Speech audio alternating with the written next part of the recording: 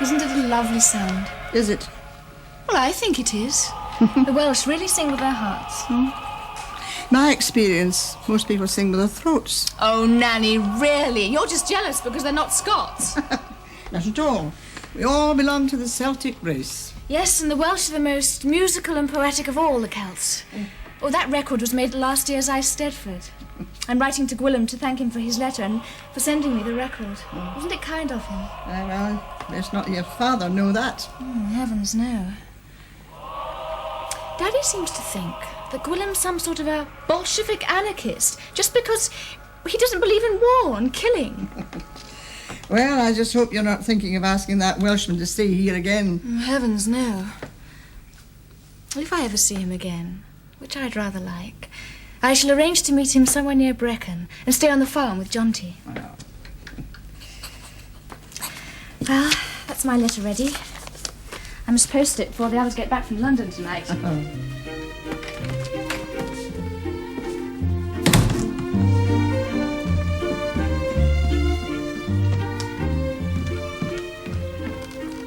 Oh, Gates, could I have a word with you? Oh, certainly, miss. Oh, sorry to interrupt your work. Yeah, that's all right, miss. Look, I just wondered if Jim's going home soon, whether he could take this for me. I'd like it to catch the afternoon post from Winchley. Oh, I'll ask him to pop it in the box on his way through. He'll not be leaving until after he's had his dinner, but there's a collection at Upper Street. Oh, thank you, Gates. Hello, miss. Ah, it's a lovely day, isn't it? Oh, grand, miss. And more to come, so the wireless said. Oh, by the way, how's Jim getting on with his driving lessons? Very well, miss. He's changing gear quite smooth now. Oh, unlike my sister did. And he's got the makings of a good mechanic, that boy has. I got him doing a job on my motorbike and sidecar this morning, as a matter of fact. Seeing to my carburettor and checking the plug. Oh, I am glad. That's good news, Gates. Oh, well, it wouldn't do for us to break down halfway to Leominster this afternoon. Oh, you've got a lovely day for it. That's right, miss. Well, I'll see Jim catches a post with your letter. Thank you, Gates. Well, that's my letter gone. Jim's going to post it in the village on his way home. Oh, look at that weather now. Are you not sorry not to be at the cricket with the others? Oh, not in the least bit, Nanny. I hate cricket. I mean, who wants to sweat all the way down to London just to sit in a crowded stand, or whatever it is that they sit in, and then watch a lot of men in white flannels standing about in a field throwing a ball at each other? You'd better not let your father ever hear you talking about cricket like that, my Daddy lady. knows my views. I've often told him. In fact, I tell him every summer when we have the match here. He still hopes to convert me one day. He's got a hope. Anyway, it'll be an exciting day for your wee sister. Yes, I suppose so. It's Vicky's day today. Will I do, Granny? Oh, my dear child, how pretty you look. I bought the ribbon on the way back from the academy. And when I asked the lady for a light blue ribbon, she said, did I mean Cambridge blue? I said, no, Eton blue. It's not the boat race today, it's the Eton and Harrow match at Lord's. I hope you weren't rude to her. Oh, no, she laughed. Oh, gosh, I am looking forward to it. Darling, I wish I were coming with you. You know how I enjoy watching cricket. Oh, well, couldn't you? Oh, do come, Granny. I'm sure the Westlebys will have lots of room on their coach. I'm afraid I shouldn't see anything, Vicky. My eyes aren't what they were. Well, Daddy could lend you his field glasses. You're very sweet, darling. But I'm far too old to spend the day on a coach with a lot of silly women who don't know anything about cricket. Well, the Westlebys are awfully nice. Do you know, 2 of their boys are playing for Eton this year, and the eldest, Brian, played in the Harrow 11 in 1933 with Nigel Marsham. You remember the young man who came up to Larkfield that weekend and... Don't mention that young man's name to me ever again. He was extremely rude and most unsporting. Well, I know he behaved badly to Anne at the dance, but I did think he was awfully good-looking and attractive. Well, unlike most of the young men I met at the Andersons' dance the other night, they were a deadly collection. Were they? They were. At dinner before the dance, I sat next to a very chubby young man who had glasses on and had scurf all over his dinner jacket, and he ate his pudding like a pig at a trough. You know, sort of... Oh, it was awful. His name was Pemberton Diggle. Imagine being christened Pemberton. Anyway, I talked away while he glugged down his trifle. I talked about music. Probably bored him silly. Still, in between mouthfuls of trifle, he made a sort of grunting noise. I suppose he meant that he was agreeing with what I said. Anyway, I called him Mr. Diggle, like you said I should, as we hadn't met before. And he turned to me and said, you must call me Diggy, All my friends do, because he couldn't pronounce his R's properly. Later on, he cornered me at the dance on the stairs and asked me for the supper dance. Well, I couldn't face all that all over again, so I said I'd have the one after. And that was a Viennese waltz, and he was hopeless. He couldn't reverse, and he trod on my toes. Sounds a really revolting creature. He was. Oh, I hope he's not going to be at Lord's today. If he is, I'll run a mile. That'll be your father and Grandpa. Let them in, there's a good girl. Right.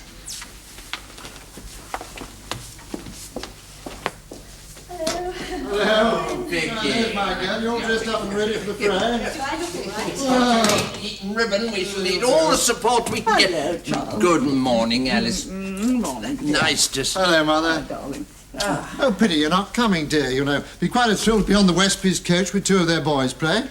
Well, I should love to, but I've just explained to Vicky that I'd rather stay here and spend a quiet day, especially as we're motoring down to Larkfield after the match. Yeah, well, I think you're probably right, you know. By Jove, Charlie Westby must be proud, mustn't he? Have 3 sons, huh? All cricketers. Well, you should be proud too, Arthur. You have 3 daughters, all beauties. Yes, quite right, Grandpa. There you are, Daddy. Oh, beauties for my girl. Now, don't be modest, Arthur. Vicky's looking particularly nice today. You can be very proud of her. Oh, I'm sure I shall, Mother. No doubt about it. Has she been behaving herself? Beautifully. She's a model guest and very helpful. Now, would anybody like a drink before they go? Oh, no, thanks, Mother. No, too early for me. Just had my breakfast. No, not me. No, I never drink before midday.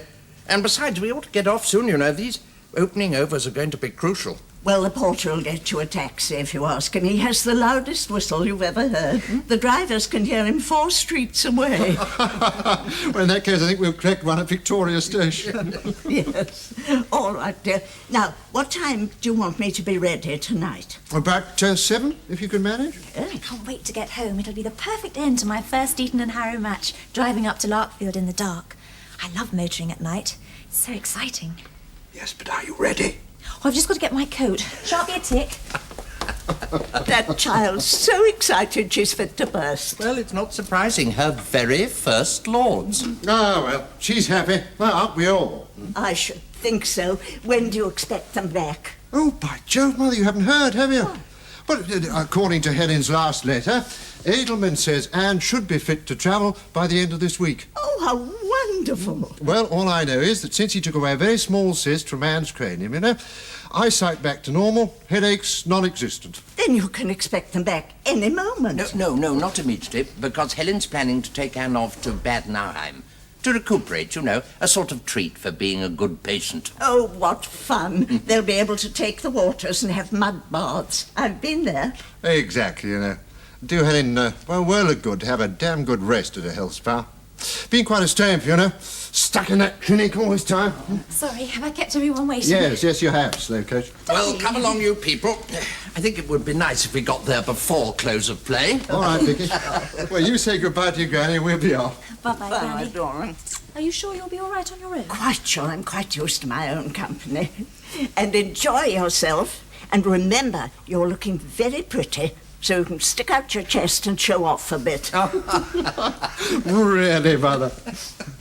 Bye, dear. Bye-bye. We'll see you about 7. Yes, All right, and try to get a good rest, you know, because it's going to be a longish drive. I will. Bye-bye, Alice, dear. What much of? Bye-bye. Oh, and I'll describe the whole match to you when we're going back in the car tonight. That's right. Ball by ball. Do you not want that apple? Oh, dear? no, thanks, I'm full. You've eaten nothing. Oh, no, it's so hot. Oh, I know. What do you mean to do with yourself this afternoon? I don't know, really. I might go for a nice quiet bathe in the river all by myself. Well, be sure you take your bathing costume. None of your splashing about in your birthday suit. Nanny, really? That was in the wilds of Wales. I know. I wouldn't dare do it here. We're not half a mile away from the village. Somebody might come along and peep at me. I'll take this down to Mrs. Gates. Oh, well, and tell her I'll be down for a wee cup of tea and a chat directly, before they go off. Right you are. Oh, Alan, dear. I'm glad you're here, Miss Elizabeth. Oh, I don't know what to say. Gates is in such a rage, and well he might be. Oh, what is it? What's the trouble, Irene? It's that young Jim. Oh, what's he done? Well, Fred left him tinkering with the motorbike in the yard after dinner when we went across to the lodge to get changed. Now, he told him to leave it in the yard when it finished and cycle off home. Well, Fred comes to get the bike for our excursion this afternoon and it's gone. There's no sign of it or Jim. He's made off with our motorbike and sidecar, miss, that's what he's done. He's stolen it.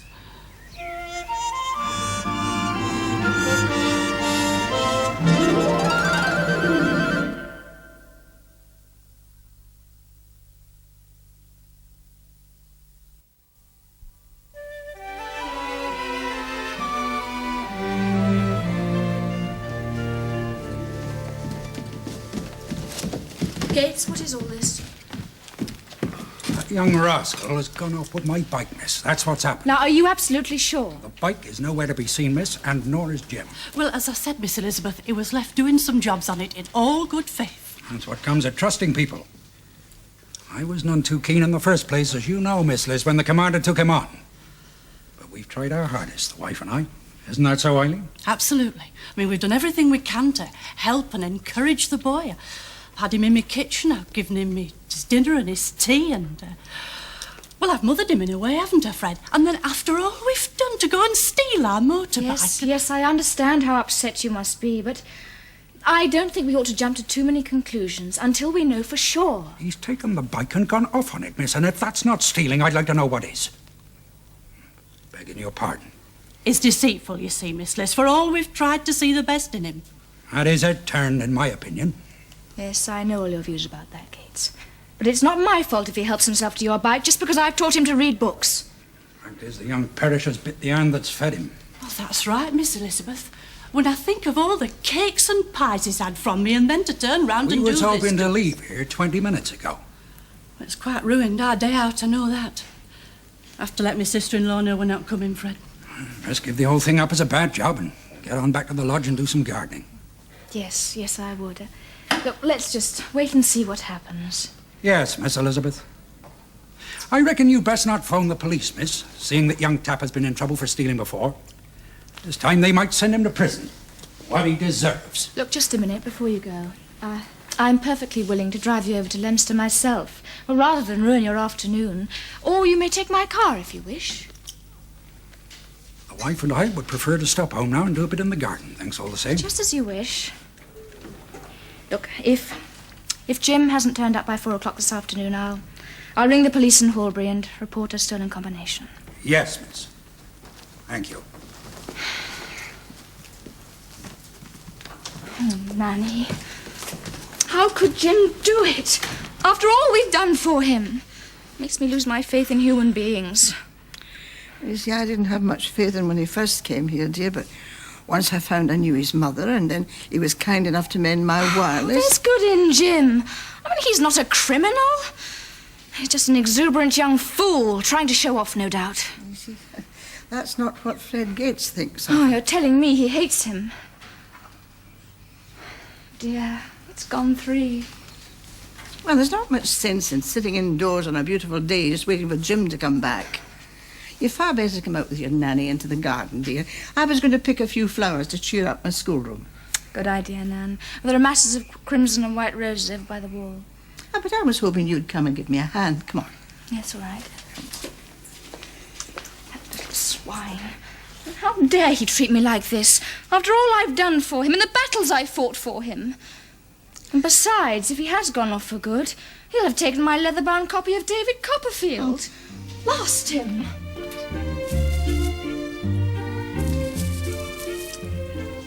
Oh, that's nice. Aren't they pretty? I've put some flowers in the hall and a few peonies in Granny's room. Look, is that the right time, Nan? It's 5 minutes to 5 on my clock, dear. Still no sign. Oh, forget about Jim. I'll have to do something about the police then. Ah, well. I'll put the rest of these in Vicky's room as she's coming home. Is it the front door bell? Yes, it is. I'll go and see who it is. Careful, Liz, now. Careful. You'll break your neck.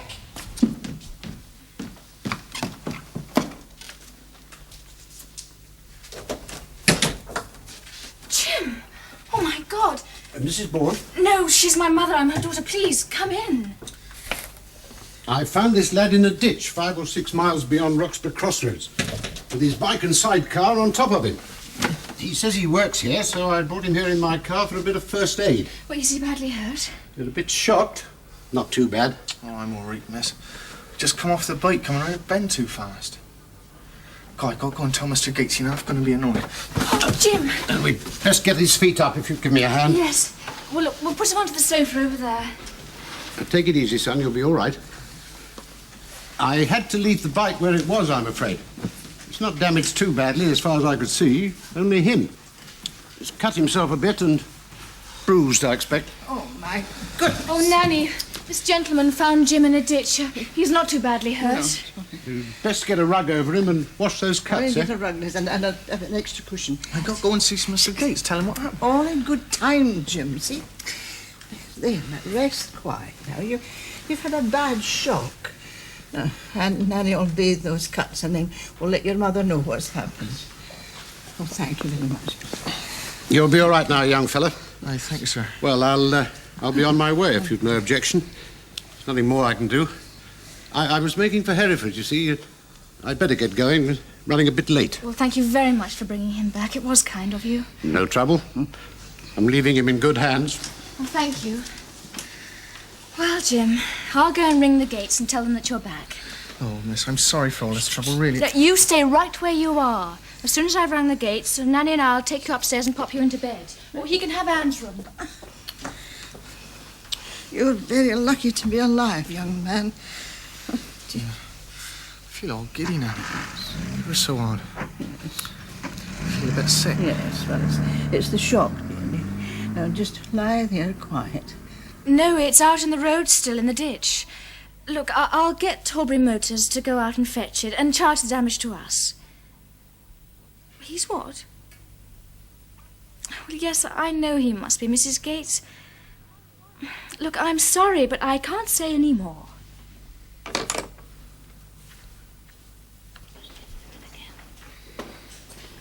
How is he? Oh, feeling a bit better now, eh, Jim? Maybe you should take him home in your car, Liz. I mean, let his mother know what's happened. He'd be much happier if he got home, you know. Well, yes, of course I will.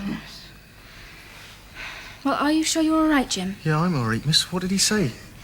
Well, Gates wasn't there, Jim. He'd gone out to the village on his bicycle. But I spoke to Mrs. Gates and told her that you'd had an accident and that you're very sorry. I'll get the garage to go out and fetch the combination. I also told Mrs. Gates that I don't want this matter mentioned to anyone else, least of all my father. Well, you've had your lesson. So we'll consider the matter closed. Oh, thanks, Miss Lisbeth. Right, well, Nanny, if you'll get him ready, I'll go and get my car.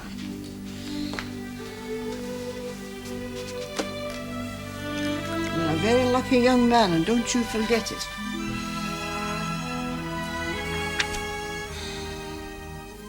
It's funny Gates hasn't been over. The garage man bought the bike back an hour ago. Oh, by the way, there's no damage at all, apart from a small dent in the sidecar. I phoned through to the lodge and told them that it was back in the yard, unharmed. I thought we were all supposed to forget about Jim's accident and pretend it had never happened. Well, you're quite right, Nanny, we are. It is not to be mentioned again. Very well, then. In that case, I've had a postcard this afternoon from your Aunt Phyllis. Oh? From America. From Cape Cod, That's Massachusetts. There you are.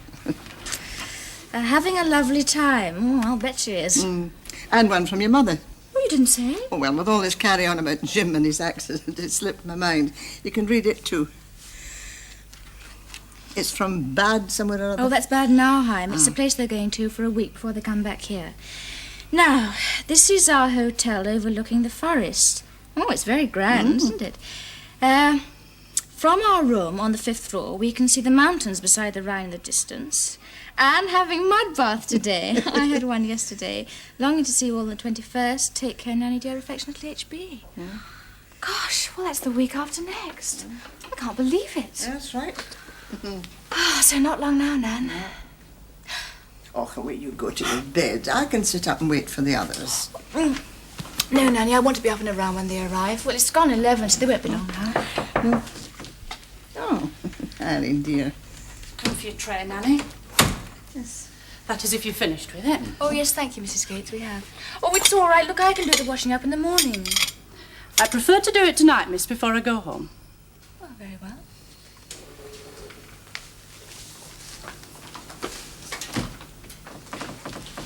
What's the matter with her? My dear. Yes, you have. Come on, Nanny. It's me, isn't it, and Jim? They still think it's all my fault that Jim went off with that motorbike. Well, if you ask me, Gates will be very glad when the commander gets home. He's not at all fond of taking orders from a young woman, nor is she, and that's the truth. Oh, how ridiculous. Was that a car? Yes, it is. It's them. Oh. Come on, sleepyhead. All right, Mother. Yes, Stephenson. Lots to tell you. Did you have a lovely time?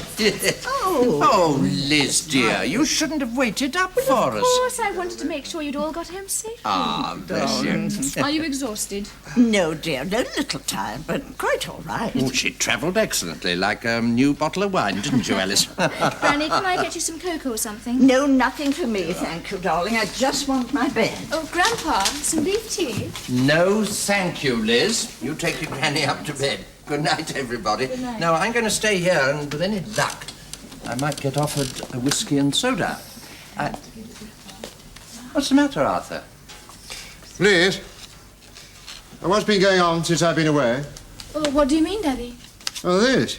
What? There's a note from Gates. Says Jim Tapper stole his motorcycle combination and crashed it up. Wants to see me about it first thing in the morning. Oh, God.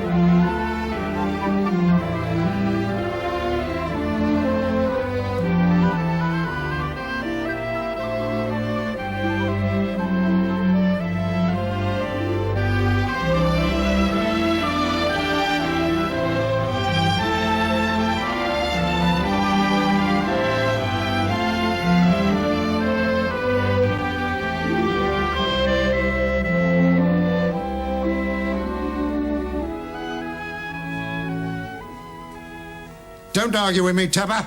I'll throw you out. On your ear. Well, I wasn't arguing, sir. I was just saying you've got to take the bike out in the road if you've done a job on the engine. Make sure it's running proper. Gates, did you give him permission to take the machine out on the road and test it? I did not, sir. No, you simply said check the petrol system, didn't you, and clean the ply? Yes, sir. Has he ever ridden this machine before? Once or twice, sir, round the stable yard. And not on the open road? Certainly not, sir. I wouldn't let him. Then was it reasonable, having done these repairs, for him to take the machine out and try? He ought to have asked me first, sir. Now, you said, didn't you, that you didn't want to disturb Mr. and Mrs. Gates because they were down at the lodge getting ready to go out for the afternoon. Isn't that what you said? Yes, sir. Well, I only meant to ride the bike a little way along the road, but she wasn't running proper, see, so I went on a bit longer. I went and took a turning down the lane and went and lost myself. Well, anyway, after a bit, she starts running better, so I head round, turn around, head back towards Larkfield. by that time it's getting late, see, so I'm in a hurry. And because of that, like, I take this bend too sharp and she just sort of, tumbles over into the ditch. I couldn't hold her. Well, then there you remained, didn't you? Till a man in a car came along and found you. Well, yes, sir. He come and took the bike off of me and then brought me back here in his car. That's where Nanny and Miss Elizabeth bathed your cuts, and then my daughter took you home. Yes, sir. Ah, exactly. Well, Gates, this explanation satisfy you? Well, sir, I'll accept that, but it was very annoying, sir, for the wife and I having our day ruined. And in my opinion, Tapper should have asked permission before taking that bike out on the road. He could have come down to the lodge and asked. That's agreed. Takes too much on himself, sir, in my opinion. Uh-huh. Still, he's working well, sir. I'll say that for him. I'm very glad to hear it. All right, Tapper. Now, you're a young man. You're very keen on motors and speed. But you just be more careful. Now, no more of this without permission from Gates or myself. And nobody else. Now, is that quite clear? Sir. Right. I take no further action this time. Off you go. Oh, Tapper, by the way. Sir? My daughter Elizabeth tells me your essay writing coming on rather well. That's good for you. Oh, thank you, sir. And in spite of everything, Gates tells me that your driving's improving. Oh, well, I hope so, sir. Right. Off you go. Thanks, sir.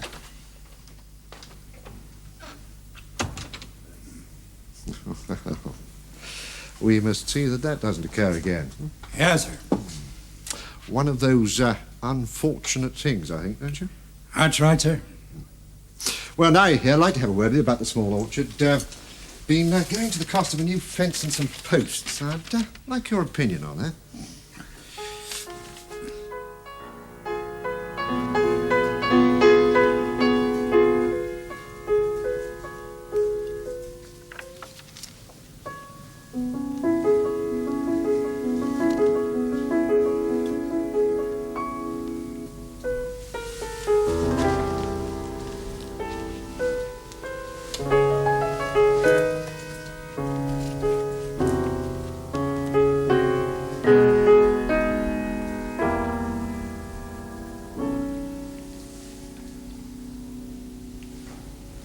Vicky, that was delightful. Do you know, I don't think I've heard you play Debussy before. No. What is it? I seem to know that tune. Really, Daddy, it's not something out of a musical comedy. It's not a tune, it's a piece. Oh, very well. Peace, then. Well, may I please be informed, Philistine, that I am. What might be the title or the opus number of that which my youngest daughter, Victoria, has just rendered upon the pianoforte? Really, Arthur, anyone with any culture should know that. All right, Mother. What is it? Well, it's that pretty piece they do in the ballet, with the girls all in flimsy dresses, and that young man who's half human and half a goat, playing on those pipes.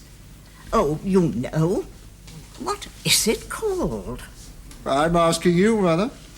Shall I tell Daddy, Granny? I think you'd better, darling. It's the music for the ballet L'après-midi d'un faune. It means the afternoon of a faun. He's a faun, Granny, not a goat. And it happens to be Anne's favourite piece, because her favourite dancer's in it, David Lachine. He's the one she's got a postcard of over her bed in the clinic. And I'm learning to play the piece for her when she gets home, to work on her back. So now you know, Arthur. Oh, Alistair. Oh, I do like that.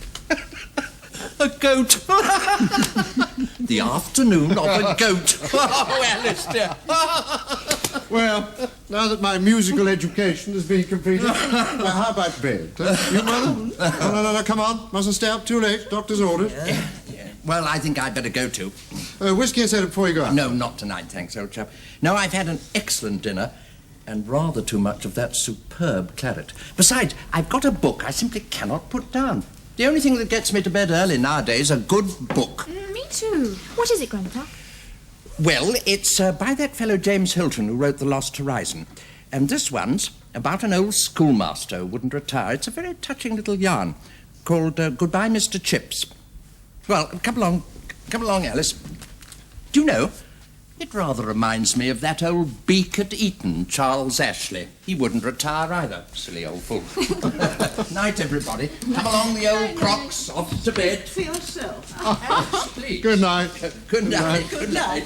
Well, you two going out? Oh, yes, if you don't mind. No, not in the least, dear. Must get your beauty sleep. We're going to have a good old chin wag. Haven't seen each other for a fortnight. Night, night, Daddy. Good night, dear. Good night. Good night. Oh, and thank you for being so fair to Jim this morning. Oh, say no more, ma'am. Incident closed. Go on with it.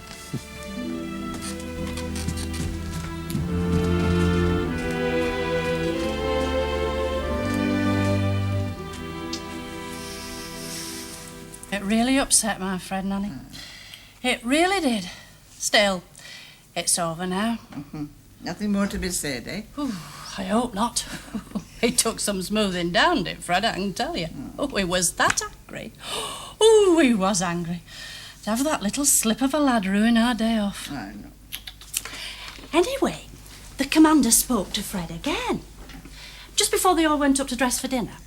He sent through for him, and he told Fred how he depended on him and how much he appreciated us. That's a pair of us, you know, for all our work here. And he said he'd think about our wages in the autumn. So? Oh, well, I mustn't sit here chatting. Come in.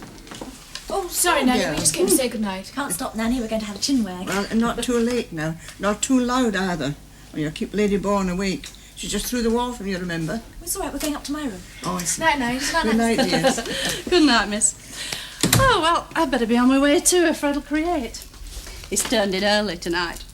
You know, he likes to lie in bed with his headphones on, listening to the news on the wireless. Yes, he does. When there's anything special on, that is. And what's on that's special tonight? A test match, I suppose. Oh, Nanny, the Civil War. Fred's very excited about it. Oh, what civil war's that? In Spain, didn't you know, Nanny? There's bombing with aeroplanes and everything out there. Oh, that, well, I won't be listening. Not if it's all about war. I've had enough of that in my lifetime. Ah. Night, night, Nanny, love. Good night, dear.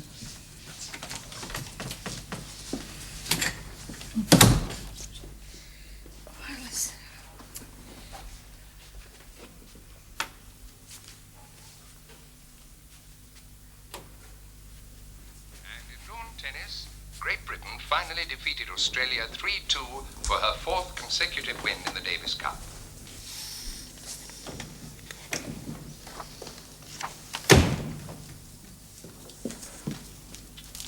Oh, I'm sorry, sir. I didn't mean to disturb you. Oh, that's all right, Mrs. Gates. Oh, you're just off, are you? Yes, I'm just on my way. Breakfast downstairs at 9 in the morning, sir, and Lady Bourne will ring, I expect, when she's ready for hers. Yes, have told her. Oh, see you in the morning, then. Good night, Mrs. Gates. Good night, sir.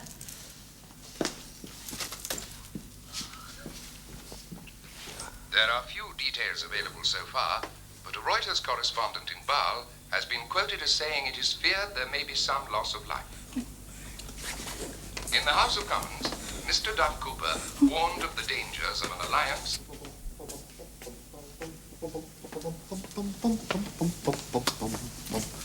Oh, Commander, excuse me. Oh, hello, Nan. What are you doing up and about at this hour? I was just going to turn in. Oh, I'm sorry.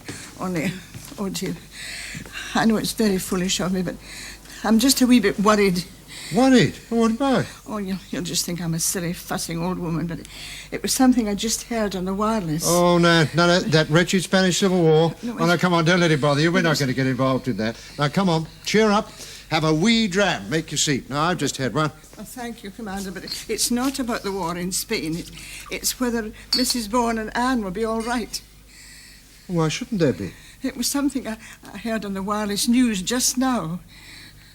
Would it seem funny being 3 again instead of 2? I hope Anne will be able to hunt next season. Otherwise, what on earth will she do with herself? Gosh, I hadn't thought of that. It might take quite a time to recover from that operation. Brains, you see, they're very tricky things. I thought we might surprise her with a few ballet records when she gets back. Oh, yes. Some of those 12-inch ones with the London Philharmonic Orchestra. We'll have to start saving right away, though. What's that? What? Sounds like Nanny. Nanny, is that you down there? Ask her to come in. Well, why didn't you come up? Vicky and I are chatting. Nanny, you're crying. Oh, it's nothing, dearie. I've been downstairs talking to your father. Well, what's the matter? But please, Nanny, something's not right. And there's been some news in the wireless. Your father's in the study making an urgent telephone call abroad. No, let's don't go down in this study. Well, what's happened? Well, you'll have to ask him. Oh, well, away you go and see him then.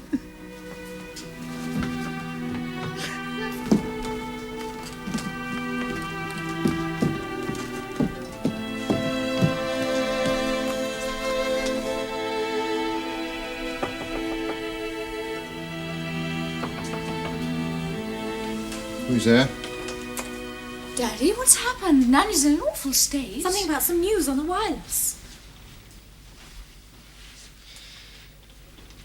It's just that there's been a very bad fire at one of the hotels in Bad Nauheim. Now, that's where Mummy and Anne are. Now, I've telephoned the duty officer at the Foreign Office. Daddy, could they be... No, dear, no. No, there are several hotels in Bad Nauheim, in fact, dozens of them. Now, they'll check with the consulate first thing in the morning, find out which one it was, just to make quite sure. Well, Mummy and Anne are at the Kaiserhof. Well, Nanny's got a postcard from them. It's a picture of the hotel. Yes, darling, yes, I know. And I don't think there's any need to worry. Did the Foreign Office say how bad the fire was? No, the duty officer knows nothing at all. But they are going to check. It was on the wireless, you see. Nanny heard it on the news. Well, what else did the news say?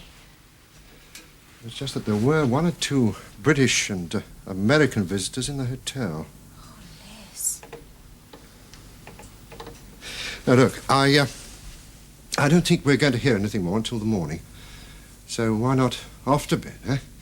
And try not to worry.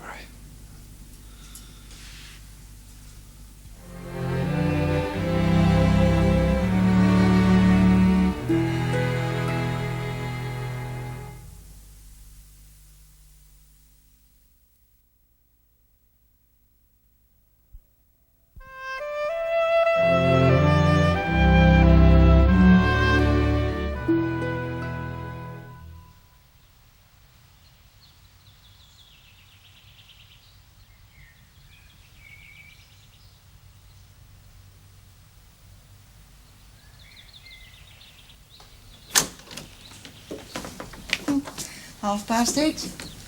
Hello, Nanny. Another beautiful day, all bright and sunny. Is it? After the heavy rain last night. Funny how it can change quickly. Mm-hmm.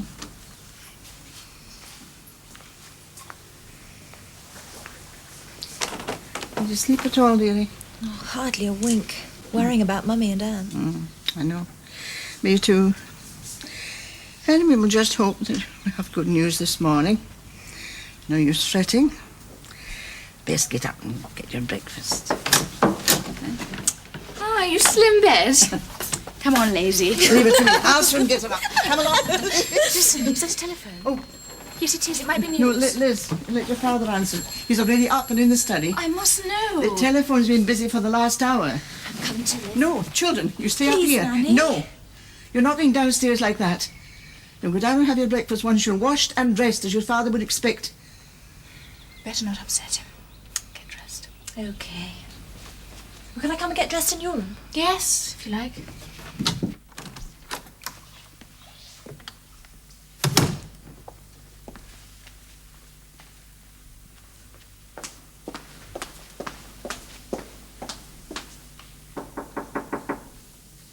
Yes? Just to say breakfast ready in the dining room, sir. Good morning, Alice. This is an unexpected pleasure. Oh, good morning, Mrs. Gates. Oh, good morning, sir. I was just going to bring up your breakfast tray, my lady. Oh, Mrs. Gates, I felt like coming down to breakfast today. It's such a beautiful morning. Oh, well, I'll be back to lay up another place in the dining room, my lady. Thank you. Well, come along, Alice. This is a treat. Well, And it'll be a treat is. for you. You can watch me having a hearty breakfast, Oh, my dear. that will be a treat, Charles. Come I'll along. be looking forward to that.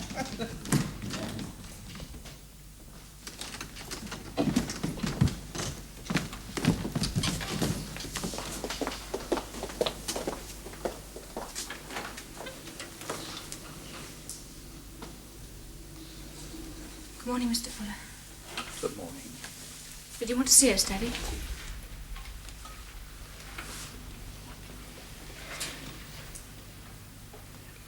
If you'd rather No. No, Morris, I'm their father.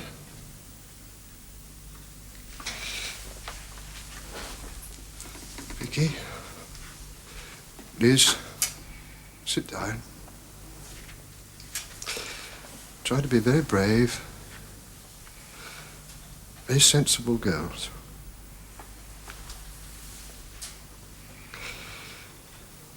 They telephoned from the concert at Bad Nauheim just now. They're dead, aren't they? the consul had received a report from the German police. They were found in their beds. And they were quite peaceful, both of them. Suffocated, you see. The smoke. They didn't suffer.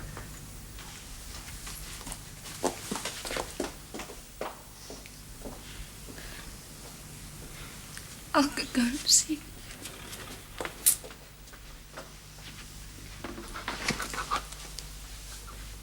Perhaps we should go and fetch Lady Bourne and Mr. Ashley. Yes. Let me break the news to the mater. You've had enough for one day. No, Morris, no, it's very, very kind of you, but mustn't shirk my duty. See, I don't know what I'm going to say to Charles. Helen was the light of his life. His only child. I understand. I wonder, would you be kind enough to go out and ask them to come in? Of course.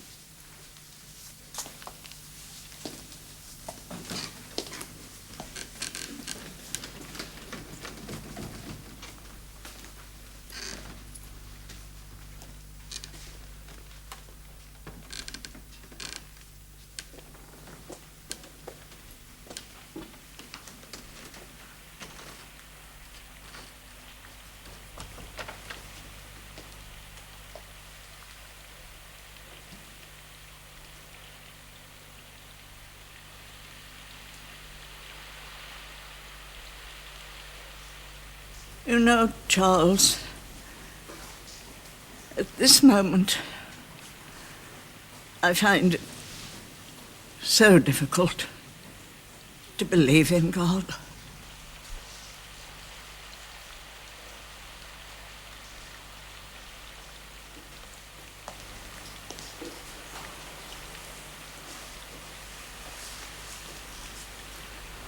I know, Alice, dear. It is so hard to accept. These cruel blows are meant to test our faith, to strengthen it, not weaken it. Yes, I suppose so.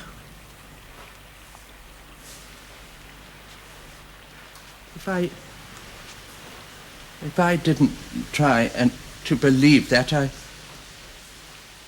don't think I could go on. Could you? No, I couldn't.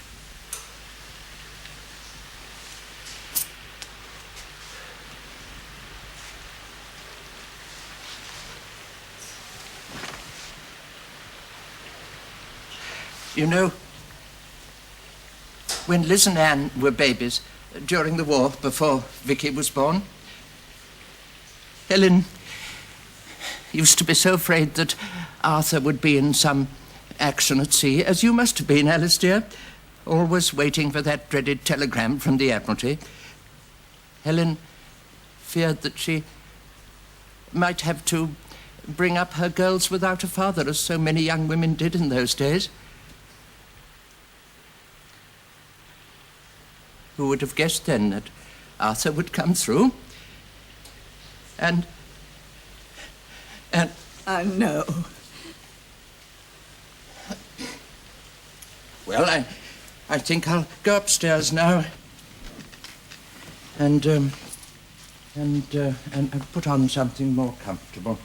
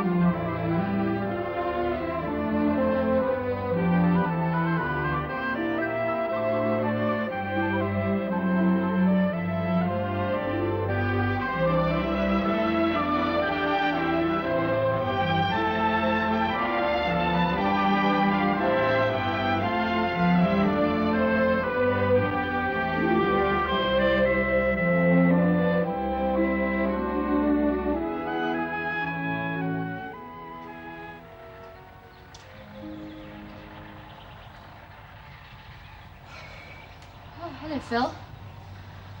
My goodness, it's hot. What do you expect in mid-August? Had a good bathe? It was so lovely and cool. Oh, Vicky's gone off to help with the harvest. Silly girl. She'll get hot all over again. Why don't you have some lemonade? There's some ice in the jug. The fishmonger brought it. Good idea. Dear, I wish Vicky and I could have stayed in Cornwall a bit longer. You should have. Why didn't you? Uncle Julian needed our rooms. He had other visitors. Besides, we'd been there for 3 weeks as it was. I'm glad you made us go, Phil. Though how you've stood it here alone all this time. I wish Nanny had gone away too. After you'd left, I begged her to go to her sister's, but she wouldn't hear of it. I know. I asked her today if I could have one of Anne's blouses. It was mine, really. Anne had borrowed it, and it came back from Bad Nauheim. She just glared at me and wouldn't answer. She made me feel I'd said something wicked. Poor old thing. Have you made up your mind yet? Yes. I've got a place at the Royal Free and I start next month. You absolutely sure it's what you want? Oh, how can I be sure of anything? I still feel quite stunned at you. Well, the thing is, Phil, if I put it off now, I may lose the place. Well, I may hate it, or I may find that I'm as keen as I was when I left Oxford. But I must find out. I can see that. With you and Vicky in London, isn't your father going to be dreadfully lonely? Do shut up, Phil. I've stayed in the house for the last 6 months looking after it, and I can't do it again. No, of course you can't. It's thoughtless of me. You'll have to get a housekeeper. Nanny won't like that. I wonder how he is. We haven't heard from him. Oh, I got a letter from him this morning. There we are. HMS Hood at Gibraltar. Poor dear. Still, he seems to be enjoying himself. Such a comfort to be away at sea in good company. I'm missing you all.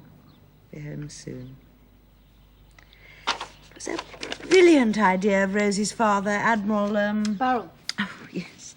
Imagine the cost if Arthur had to take an expensive cruise on a liner with a lot of dreary tourists, instead of old friends and naval gossip. And pink gins in the wardroom when the sun's over the yard arm. Clever old Admiral. He knew exactly what was wanted. Or Rosie did. Yes, probably. When did those arrive? After lunch, Mrs. Kirtland sent them over. You don't need to have charity. Oh, now, Nanny. Sure she only meant it kindly. There. Now, Fred said he'd be over to fetch these at 4 o'clock. Is the tea oven ready? Oh, yes. If this weather holds, you should get the barley in by tomorrow. And then tomorrow, Fred's got to meet the London train. That young lady who's coming to stay. Oh, yes, that young lady. Now, Nanny, I don't know any more about it than you do. All I know is that she and Miss Vicky met while they were doing the season. They made great friends. Miss Vicky asked her to stay on holidays here. I know. I know all about it. It was settled quite a while ago. Her name's Laura Collins, and it's not right. Not right? Not right for Miss Vicky to have a friend to keep her cheerful? It's far too soon. The way things are with us just now, that girl should have been put off. I'm surprised the commander didn't tell Phyllis to do that. Don't suppose he thought of it. He'd got other things on his mind, poor man. Oh, Nanny. I still can't believe that Mrs. Bourne will never walk into my kitchen again. Well, she's not, Eileen, and that's a fact. And this is no time for us to be entertaining strangers, and young girls at that, giggling and gossiping. There's a time for joy and a time for sorrow. And this is a time for sorrow. Everything ready? Hello. What's all this, Eileen? Annie and I have been talking, that's all. Now, come on, lass. This won't do no good. All right, Joe. You can start getting those things loaded onto the cart. Right-o. That's better. Now, dry those tears and come on down to the field. No, Did you come every year? it's different this year. But there's a lot of folk down there waiting to see you. Ted's brought the kids along, and Miss Vicky's down there working like a little Trojan. Suppose they want tea in the hall. Well, if they want tea, Nanny's here. Or they can get it themselves. Now, where's your old sunbonnet? In the scullery, I'll get it. All right, you get along now, Joe. We'll see to the rest. Very well, Mr. Gates. It isn't that I don't feel it, Nanny. Not as much as you, of course, but my duty's to the commander. He's getting on for 5 weeks now. What's done is done. And the way we can help him best is by getting on with the job. Ah, that's better. Right, come along then, Eileen. You stop here, Nanny, and finish your tea, and then have a little nap.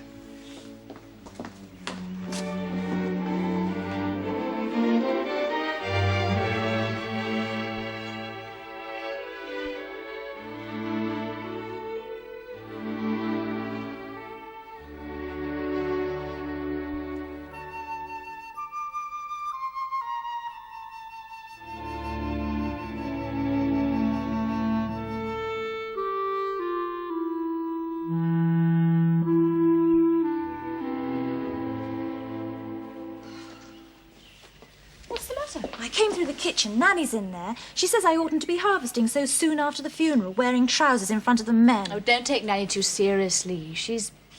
well, she's old. What are we going to do about her? Golly, it's hot. Oh, do you want some lemonade? I'm afraid all the ice is melted. No, it's all right. I had some cider in the field.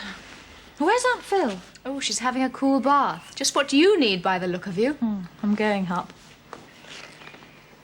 Oh, it's horribly quiet. No one even rings up. I suppose people feel that they mustn't. Vic, I've had an idea. And when I mention it to Phyllis, mind you back me up. Righto. What is it? Oh, we'll see. Hello, Vicky, darling. You look like one of the world's workers. Oh, she is. Phyllis, there's something that we want to ask you. At least I do, and Vicky backs me up. Ask away. Well, could the Cartons come over to dinner? Oh, so soon? Oh, it's not so soon. It's been 5 weeks. And after all, they were so kind having all those people to stay for the funeral and arranging things for us. Well, Mrs. Cartland helped you with letters and local things while we were away. I'll admit there wasn't a day when she didn't turn up. But to be fair, she was extremely kind and helpful. She even lent me a car when the Buick had ignition trouble. So can we ask them? When? Well, we thought Saturday. All right, the Cartlands. No one else, just a quiet dinner. Right, I'll do it straight away. Nanny won't even like the Cartlands. She'll be furious. She wants the house to go on being silent and sad forever. Well, it can't, and it won't. Don't you think you'd better have a bath? Yes, I do. I'm sweating like mad and itching. Got chaff inside my shirt. Mrs. Barkworth at the exchange must have dropped off. Or gone harvesting. Mrs. Barkworth, in this weather, she must weigh at least 20 stone. Mrs. Barkworth, we were just saying how well the new heifer's doing. Yes, Frank Chapman's very pleased. Mrs. Barkworth. Mrs. Barkworth, can you get me a number, please? Layford 17. Yes, I'll hold on. Well done, Liz. Quick thinking. Oh, hello. Can I speak to Mrs. Cartland, please? It's Miss Bourne. Oh, tell them it's just us, not a party. Hello, Mrs. Cartland. Yes, Vicky and I got back yesterday. Yes, Aunt Phyllis is still here holding the fort. Oh, yes, she's a tower of strength. Mrs. Cartland, I was only ringing... Yes, I got a letter from Daddy this morning. Yes, I think he is, thank heavens, much more cheerful. Mrs. Cartland, I only wondered... Yes, Vicky starts at the academy again in September. Oh, she's all right. She's been out harvesting today. The what? Oh, the cake and the cider. Yes, of course. Thank you very much. It was kind of you. Daddy? Well, no, I don't know when to expect him. Please, Mrs. Cartland, I was only asking you if you'd like to come over for dinner next Saturday if you're free. Good. Oh, no, it's not a party, just us. Peter? Oh, yes, of course he must come if he's home. Good. Well, about 8 o'clock. Please, Mrs. Cartland, I really must go now. I've got to take the dogs for a walk as it's cooler. Yes, well, we'll look forward to it. All right, goodbye. Well, really? You asked for it, darling. She's a compulsive talker. Mind you, I think the poor woman may be under a bit of strain at the moment. Because of Daddy? No, darling. There's been some gossip about Mr. C going round. Oh? It's probably untrue. I hope so, because the fair Rosie was extremely decent about the way I behaved that evening last Easter. I don't remember much about it, but I must have said some dreadful things. Yes, you did. But we understood. Well, so did Mrs. Cartland. You'd been let down. Incidentally, what's happened? Sorry, I shouldn't ask. No, you shouldn't. But if it's Ambrose Fielding you're curious about, I neither know nor care. Do you mean that? I do. Oh, Phil, I am glad. He was a poisonous, conceited creature and not worth worrying about. I agree. Now, what about this Collins girl? Has Nanny got Anne's room ready for her? Yes, she was bustling about upstairs after lunch. When's Laura due to arrive? Tomorrow, by the afternoon train. You or I better drive Vicky in to meet her. Or Gates can go. Oh, yes. You know, I really rather envy Vicky having a friend to stay.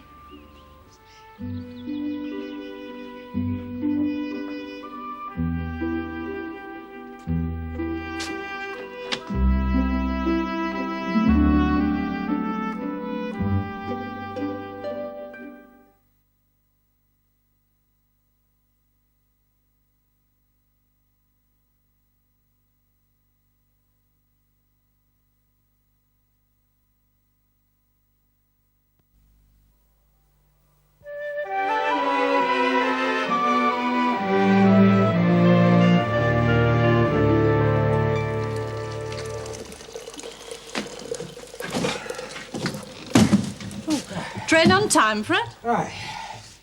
Oh, give us a cup, Eileen. I'm parched. It's warmer than ever. Aren't you going to take that up? Oh, no, Harry. Miss Vicky's showing her friend round. What shall I? Oh, she seems a very nice young lady. Pretty as they come. But on the quiet side. Well, it'll do Miss Vicky all the good in the world to have someone of her own age. She's got Liz. Miss Liz isn't a child anymore, Nanny. Besides, she's old for her years. I hear we're having company for dinner on Saturday. Did you know, Nanny? I did. And if you ask me, it's downright wicked at a time like this. I don't even like to think what the commander would say. Another scone, Laura? May I? They're frightfully good. Where did you go to school, Laura? I used to go to day school. Daddy was at the Air Ministry and we lived near Henley. But after they had the accident, the house was sold and I went to live with my grandmother in Connaught Square and she sent me to Wickham Abbey. I gather that you and Vicky are more or less the same age. Almost exactly. We're practically twins. We're both Gemini. Shelley. Keats. I haven't seen that done since I was at school myself. I hope your wishes come true. I'll let you know in a day or two. So, when did you two meet? Right at the beginning of the season. I was asked to one of Lady Porlock's ghastly Deb lunches, and there was Laura. Vicky was standing, shivering with terror on the doorstep, and so was I. We made friends from that moment. How well I remember those dreadful lunches. Well, if you two have almost finished your tea, what about showing Laura her room? Right. I'll ask Gates to take your trunk up. Come on then, Laura. I'll take you through to the kitchen and you can meet Mrs. Gates, and Nanny too if she's having tea. She does seem a nice girl. I'm so glad she's come. It'll make all the difference to Vicky. If only to prove to her that one can get over anything, given time. Can one? I can't imagine myself ever getting over this. Oh, Liz. No, please, don't say anything. Sorry, Phil. Yes, we must try and give Laura a good holiday. Well, Vicky says that since her parents died, she hasn't had a proper home. Just school holidays with relations who could be bothered. That grandmother sounds a bit of a dragon, too, judging by her letter. This is our kitchen. Oh, nobody here. I wonder where Mrs. Gates is. Well, Mrs. Gates is our cook, and she lives with Mr. Gates in the lodge. I expect Nanny's up in the schoolroom. Your aunt seems awfully nice. Aunt Phyllis, yes, she's great fun. Sometimes we call her our universal aunt. Well, she gives piano lessons in London, where she has a flat. It was rather awful, because she was staying with some friends in America when Mummy and Anne were... and she couldn't get back in time for the funeral. Oh, that's your small case. I'll take it up. I'll get Gates to bring the other one.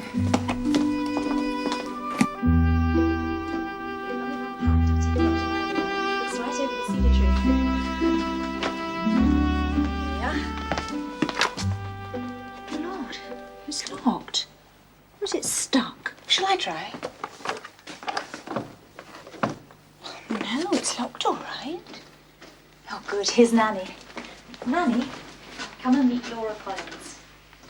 This is my Nanny. Hello, Nanny. How do you do? What was it you were wanting in Anne's room, Vicky? Well, can we have the key? No, you cannot. But, Nanny, it was all arranged. Didn't Aunt Phyllis tell you? I've never taken my orders from your aunt, and I'm not starting now. And you can tell her from me that no one goes into Anne's room. Oh, what shall we do? Don't worry, Vicky. I can easily go back tomorrow.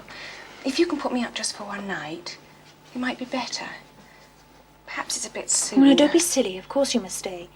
You can go into another room. Well, there's the one my grandmother uses. She won't be up again until after Daddy gets back. But it's Nanny I'm worried about. Well, she's being so odd. You see, go on. Well, this door was open yesterday evening, and Nanny was in there making the bed and putting flowers in water. Well, I thought she was getting it ready for you. Now I wonder if it was for Anne. Yes, as though she thought... My grandmother was just the same when Daddy was killed. She went on putting flowers in his room, like Queen Victoria and the Prince Consort. I suppose it comforts Nanny. Oh, it's jolly nice of you to take it like this, Laura. Well, supposing I went in there and you went into my room. I don't think your Nanny would like that any better, do you? No, I suppose not. Oh, well, Granny's room, I suppose. It's got an enormous four-poster bed. Anywhere, I don't mind. Oh, it's a bit depressing, though. It's cluttered up with little ornaments and old Victorian photographs she left behind when she moved to London. Oh, I am sorry about this, Laura. For heaven's sake, stop saying you're sorry. As long as there's a bed. I mean, I'm not going to spend all day in there, am I? Oh, I don't suppose the bed's made up. Don't fuss so, Vicky. I can do it. We'll both do it. Oh, Gates, sorry, but there's been a slight change of plan. Miss Laura is going into Lady Bourne's room instead. Oh, that's not what Miss Phyllis told me. Well, it's just for the time being, Gates. All right, miss.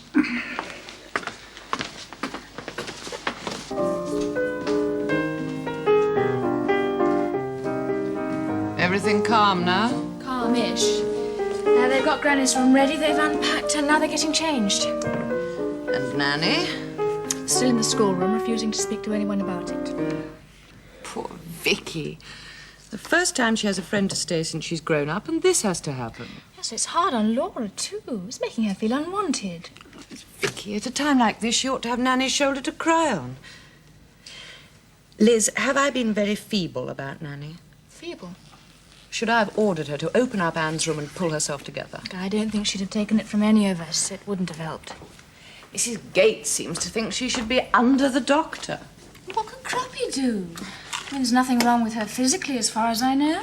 Perhaps a psychoanalyst. Phil, what could a psychoanalyst tell us that we don't know already? I had a friend who had a nervous They break. finished bringing in the harvest. You can see them from upstairs going down the lane. There they go, the lantern on the last wagon. What a heavenly evening.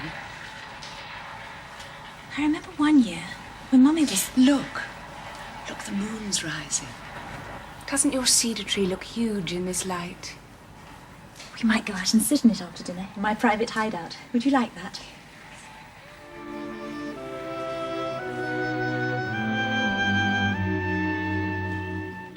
Oh, good morning, Nanny. I was just going to come up and see if you were all right. Why should I not be all right? Well, you didn't come down to breakfast. I wasn't hungry. Made myself a pot of tea in the schoolroom. Where's everybody? Miss Phyllis and Miss Liz have walked over to see young Mrs. Chapman. Did you know there's another baby expected? Bringing more children into the world at a time like this. It's all wrong. My wireless says there's going to be another war. I don't think it quite said that, Nanny. No, maybe not. But they don't tell you everything, do they? And where's Vicky and that friend of hers? Up in the cedar tree again. Now, you see, that sort of thing was all very fine when Vicky was a bairn, but now, and they were up there last night too, I saw them. If the commander was here, he would never allow it. Phyllis is just letting these girls run wild. Oh, dear. On earth can that be? Visitors at this hour in the morning. Oh, Mr. Peter, come in, sir. Morning, Mrs. Gates. Good morning. Hello, Nanny. Anybody else at home? Miss Phyllis and Miss Liz are out visiting, and the two younger ones are up in the cedar tree. Good Lord, are they? I'll go and join them. Do you think it'll bear my weight, Nanny? Oh, I couldn't say, I'm sure. That tree's ever so old, isn't it, Nanny? You know, they say the tree was there long before the house was built. And the house was built, 1729, I believe. It's written outside the door. Peter, my dear, what brings you here so early? Phil, hello, Liz. I might ask the same of you. Who have you been visiting so early? Peggy Chapman and her monstrous ugly child. Let's hope the next one's an improvement. Well, I'm afraid my motive's not quite so worthy. Rosie asked me to pick up some cider jars in a basket if I was passing, so I made a point of it. I want to see how you all were. And I must confess, show off my new Bugatti. Aha. Oh, so that's your Bugatti outside. I might have known. Well, don't you like her? I do. Yes, she's beautiful. She goes like a beauty, too. I bet. Mrs. Gates, ask Jim Taffer to put cider jars in the basket in Mr. Peters' car, would you? Yes, Miss Phyllis. How was Cornwall? Oh, it was extraordinary. Rather like being abroad, only more so, apart from the weather. There was hardly anyone on the roads. Where exactly were you? Oh, my Uncle Julian has a house on the Helford River. We did a lot of sailing. I like the people down there. Not one of them knew about us, so they weren't feeling sorry for us all the time. Oh, and then we used to go to the ferry boat in the evenings and sing songs. You should have stayed on. Oh, we couldn't. Besides, we had to get back. Anyway, what are you doing in the country in the middle of the week? Well, even stockbrokers have to have a holiday sometime. Anyway, London's so unbearable in this heat. Hey, how about a spin in the Bugatti? Oh, why not? Oh, perhaps you ought to ask Phyllis. She's been alone here for weeks holding the fort. Well, not quite alone. I took her out a couple of times at weekends. Oh, she didn't say. Well, I don't suppose she thought you'd be interested. Come quickly. Vicky's been hurt. Vicky's fallen out of the tree. The branch broke. She's unconscious. Oh, God. You're not...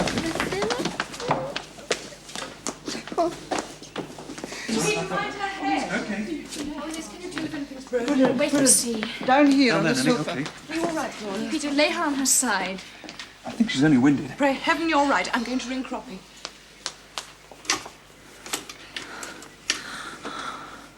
Oh, hello, Nanny. Oh, what a silly thing to do. You're all right now, little Amber. Give me that rug to cover your sister. Must keep it warm, you know. You're all right now, my lammy. Nanny's here.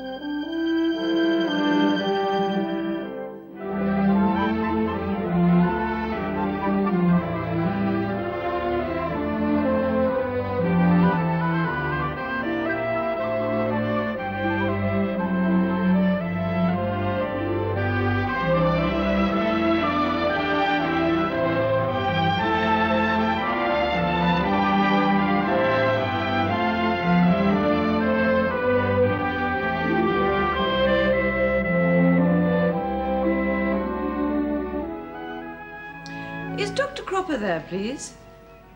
Would you ask him to ring Miss Bourne at Larkfield Manor as soon as he gets in? Thank you. I think she seems to be all right. I know I am. I'm better safe than sorry. You're quite comfy, Vicky, dear. Yes, Nanny. And how exactly did you fall, dearie? Well, the branch gave way and I fell down flat on my tummy. I said she'd only winded herself. At least I think my leg hit the ground first. I think I've sprained my ankle a bit too. Well, let's see, where?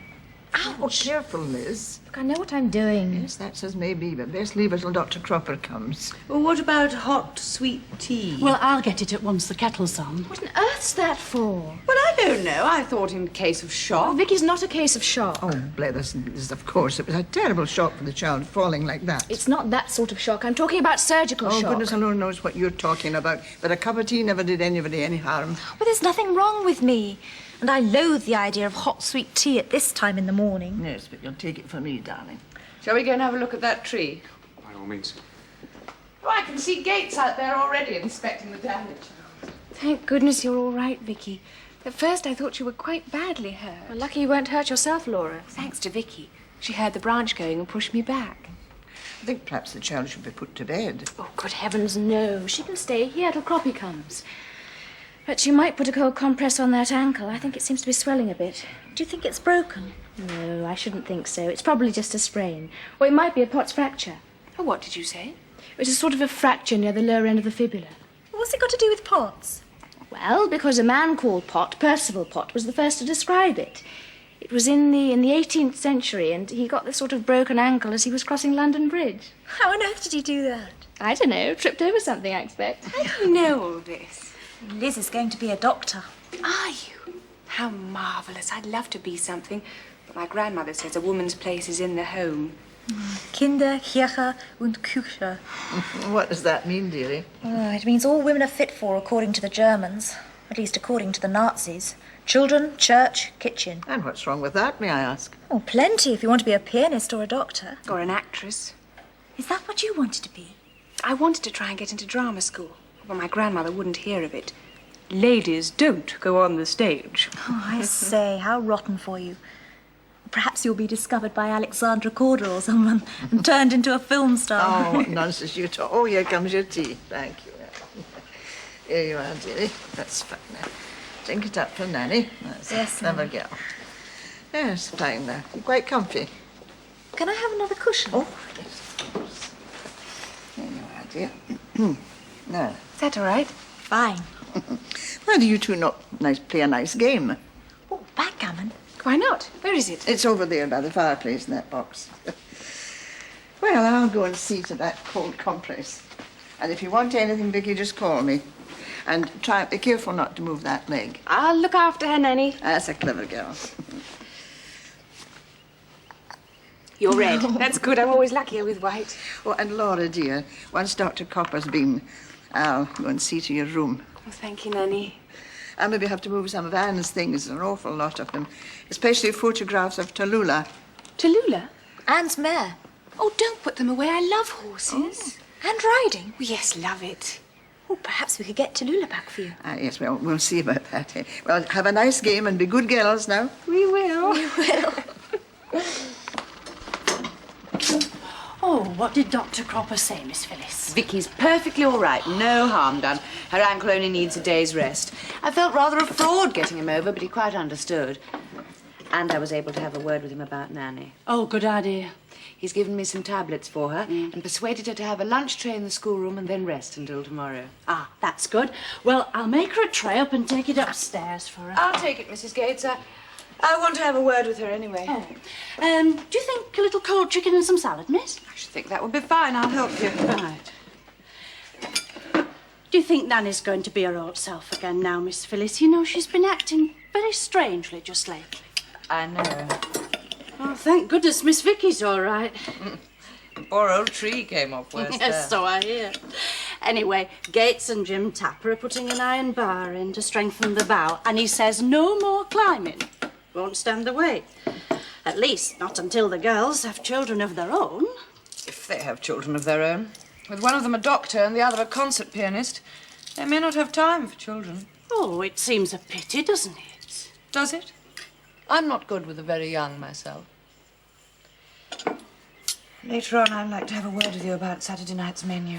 Well, I tried to speak to Miss Liz about it, but she didn't seem interested, Miss. The whole thing was her idea.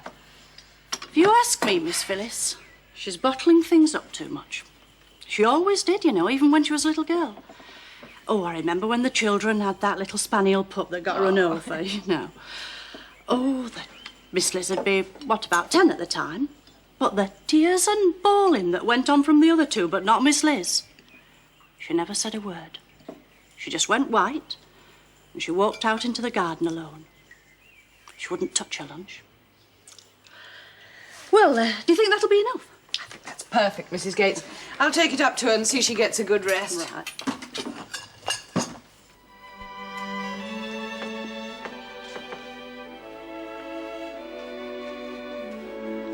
Who's that?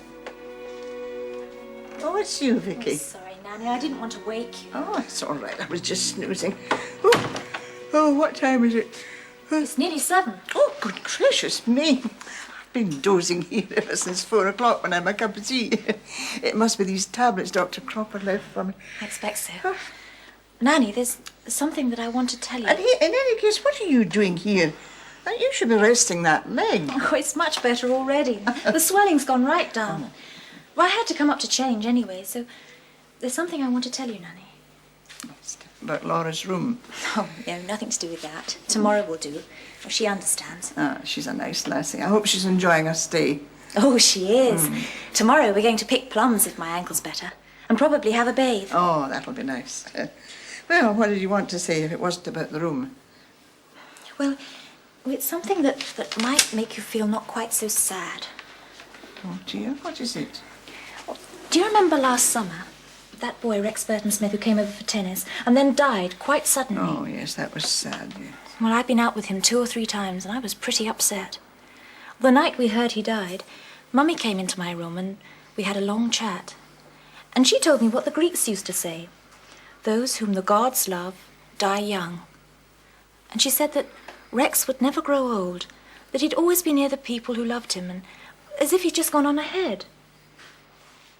Well, it comforted me so much, and it's the same for Anne, really, isn't it? Thinking of what Mummy has said has made it so much easier for me to bear. I thought it might help you too.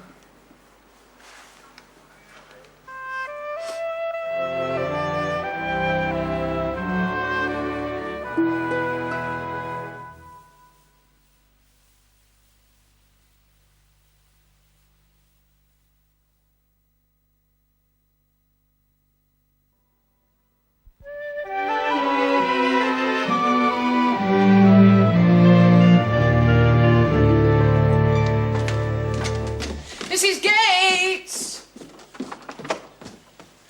Oh, what were you doing in there? Oh, I was returning a book of Daddy's on forensic medicine. I was working last night. Ah. You coming into Horbury with me? There's a huge order to pick up from Tilly's. Look, Mr. Tilly can put it in the car for you and Gates can take it out. You don't need me. Oh, all right. I shan't be into lunch. I'm going to have my hair done. What are you wearing tomorrow night? I hadn't thought. I'm not really interested. I can't think why you suggested the party. Oh, nor can I now. Oh, and I can tell you, if you insist on having lemon souffle, it'll be a total frost. Mrs. Gates simply can't make it. It always separates. How do you know? My dear aunt, I ran this house for over 6 months before you came. I know all her weaknesses and her good points, too. So what do you suggest? She does summer pudding very well. All right. You tell her.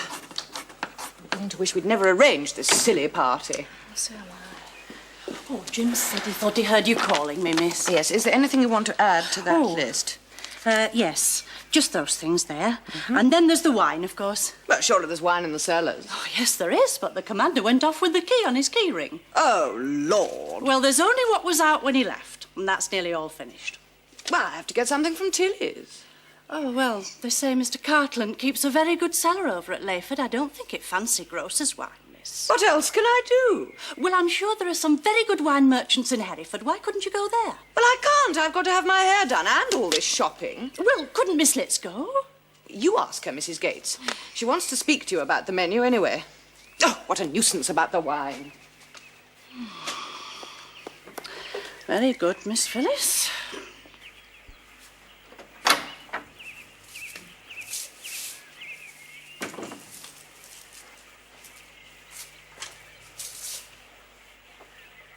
What you're going to wear tomorrow night, Laura? I can't make up my mind. I brought 2 dresses which Granny chose. Then, don't talk to me about Granny.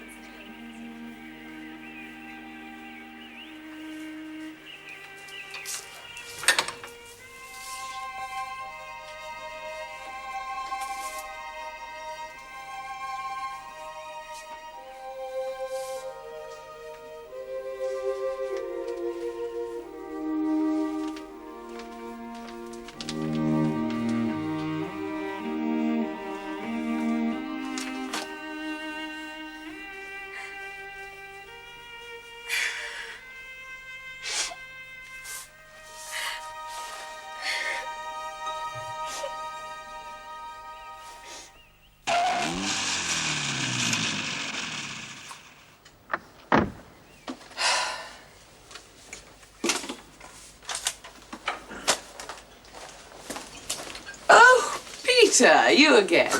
No, it is a bit much, isn't it? But this time I come bearing gifts. Oh, what a good thing you're not a Greek. Wine. How brilliant. You must be a mind reader. Oh, not me. Rosie. She said she was sure that Commander Bourne had gone off for the keys to the cellar. Well, then she's a mind reader. But not gifts, please. Arthur would never forgive me. He'll replace it all as soon as he gets back. I know he'd insist. I knew you'd say that. All right, except for the bubbly. And that's a present from all of us to you. Thank you, Peter, and thank your parents. Mrs. Gates! Oh, but I say that the claret and the port, will that be all right for tomorrow after being shaken around in your car? Yes, you just lay them on their sides for 24 hours and then decant it through muslin in a couple of hours before dinner. It should be all right. You are kind. Oh, Mrs. Gates, look what Mr. Peters brought. Wine for tomorrow night. Oh, very nice. Well, Peter, I must dash. I'm late already. Can I leave it to you and Mrs. Gates? Oh, of course. Where's the rest of the family? Oh, and how's Vicky's ankle? Quite better.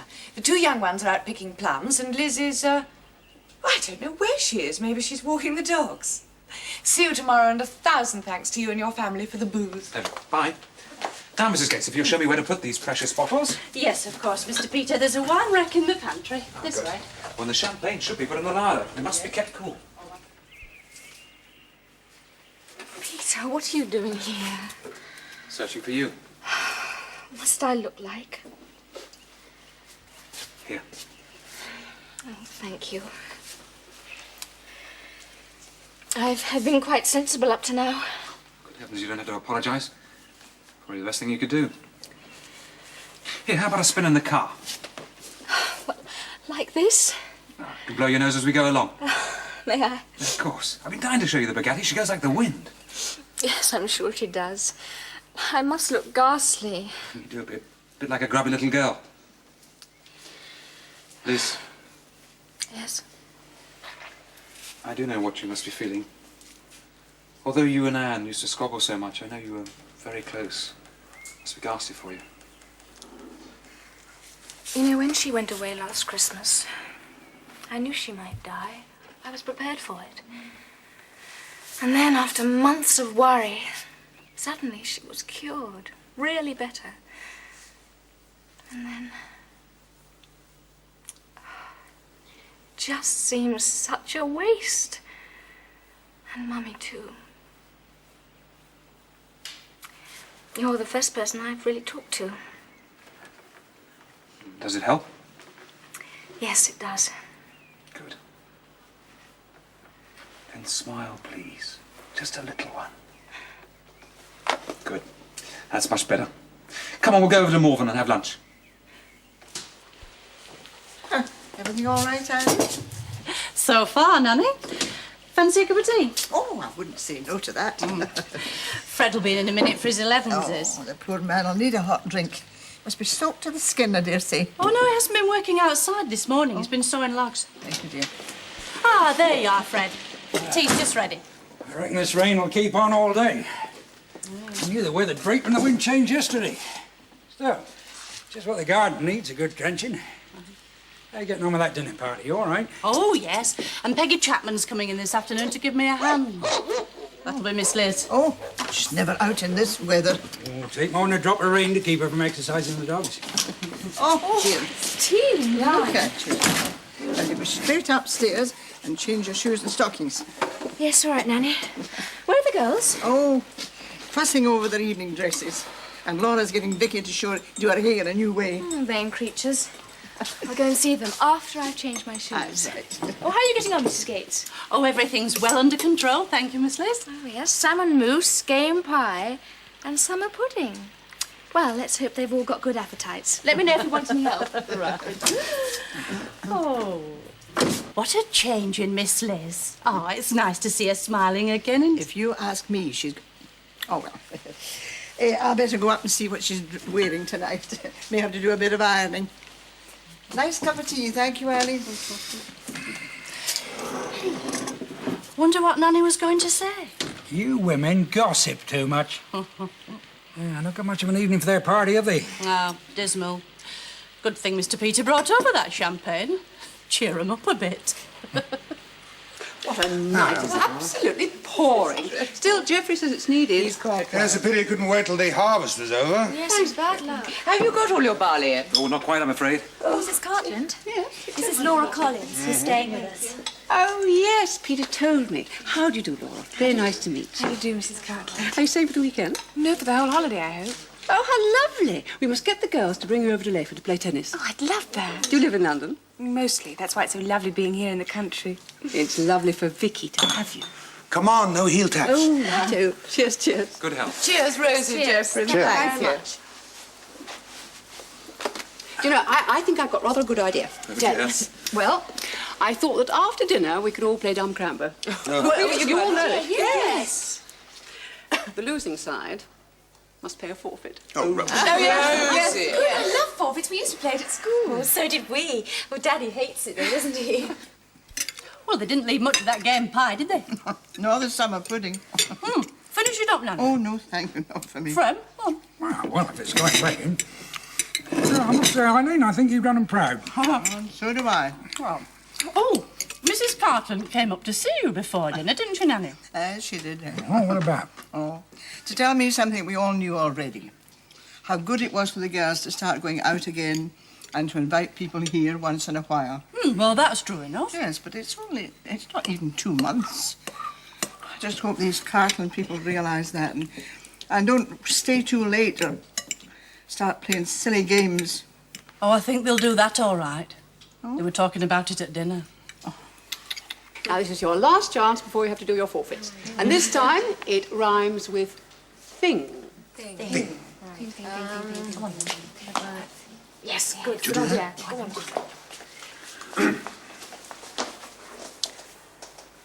Oh, sing no. No, not sing. Bad luck. Oh, yes, go on. Oh, yeah, please, go on. Oh, you might want to use a glass. Oh, rubbish, Peter. Right. Ting. Ting? No, Ping no, or no, ting? no, No, sorry. wrong. Wrong again. There must be hundreds of them. I know. Yes, yes. Well, that's not bad. Geoffrey, really? What is Vicky doing? Oh, it's a coronation. Oh, no, it is not no, pink. no. Sorry. They can't get it. They won't get it. There must be hundreds. We give up. Me. Oh, rubbish, father. Right, Laura, you're first. Let's see what you must do. Yes. Bow to the wittiest, curtsy to the prettiest, and kiss the one you love the best. Oh, no. Come on, Don't be Laura. shy. Up you get. Go on. Bow to the wittiest. Oh. Curtsy to the prettiest. Thanks. And now kiss the one you love the best. Oh, that's easy. Oh, now, Geoffrey. What portion have you got yours. for me? Yes. You have got to sing a song from the show Anything Goes. Oh, Lord, must I? Yes. Can I consult an accompanist? But of course, come along, Geoffrey. I suppose you do have some music from the show? I'm afraid we do. What about, let's see. Oh, no, my dear, no, thank you. When Geoffrey's done his turn, we must go. It's getting very Well, I late. think I know it. Oh, Words, eh? congratulate Mrs. Gates. She really excelled us. Yes, I will. It's been a lovely evening. Yes, it has. A bit noisy, perhaps. That was the idea. Are you ready? And Are waiting. you worse, Father? Ladies and gentlemen, a song from Mr. Cole Porter's Anything Goes, which I dedicate to the lovely and incomparable Miss Elizabeth Bourne. That word's poetic. I'm quite pathetic. And I've always found it best, instead of trying to get them off my chest, is to let them rest, unexpressed. I hate parading, my serenading, and I'll probably miss a bar. But if this ditty is not so pretty, at least it will tell you how great you are. You're the tops. You're the Colosseum. You're the tops. You're the Louvre Museum. You're a melody from a symphony by Strauss. You're an Ascot bonnet, a Shakespeare sonnet. You're Mickey Mouse. You're the tops. You're the Nile. Tower of Pisa. You're the smile on the Mona Lisa. I'm a worthless chick, a total wreck, a flop. But a baby, you're the bottom, I'm the top. Second verse. You're the tops. You're Mahatma Gandhi. You're the tops. You're Napoleon Brandy.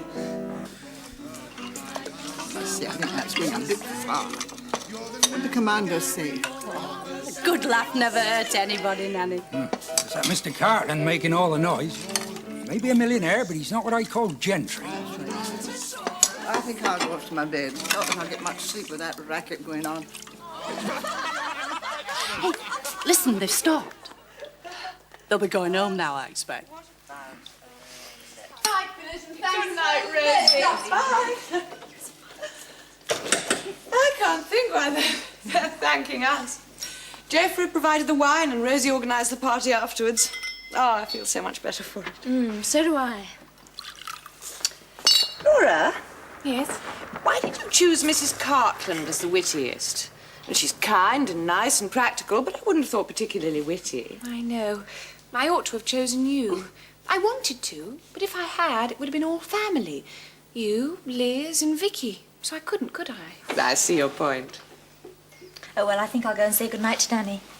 I think she'll be in bed. Oh, probably, but hardly asleep with all that noise going on. Well, that's what I wanted to explain to her. Well, just because we laughed and sang and had fun, it doesn't mean that we're forgetting them. We're thinking of them all the time, and always will.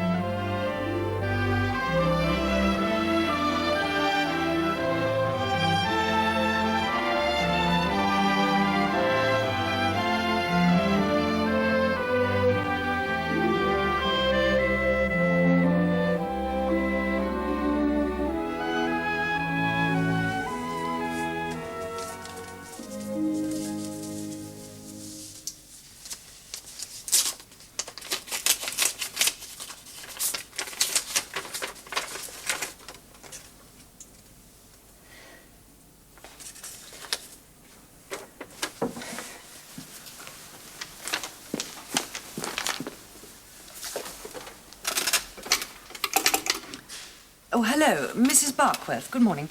Can I have a trunk number, please? Datchet 232. You ring me back? Fine.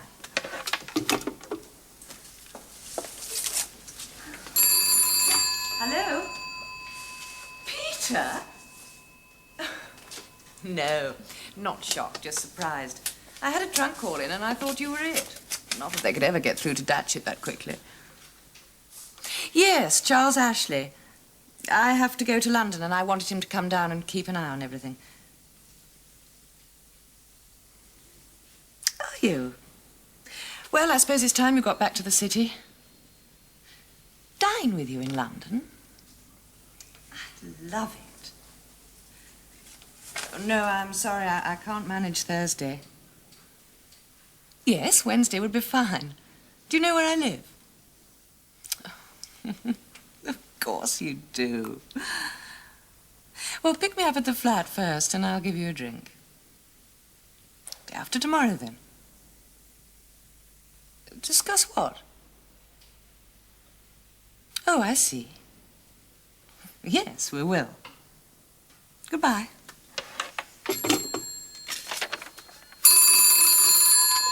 Hello. Oh, thank you. Charles, is that you? It's Phyllis. How are you? Oh, we're managing, I suppose.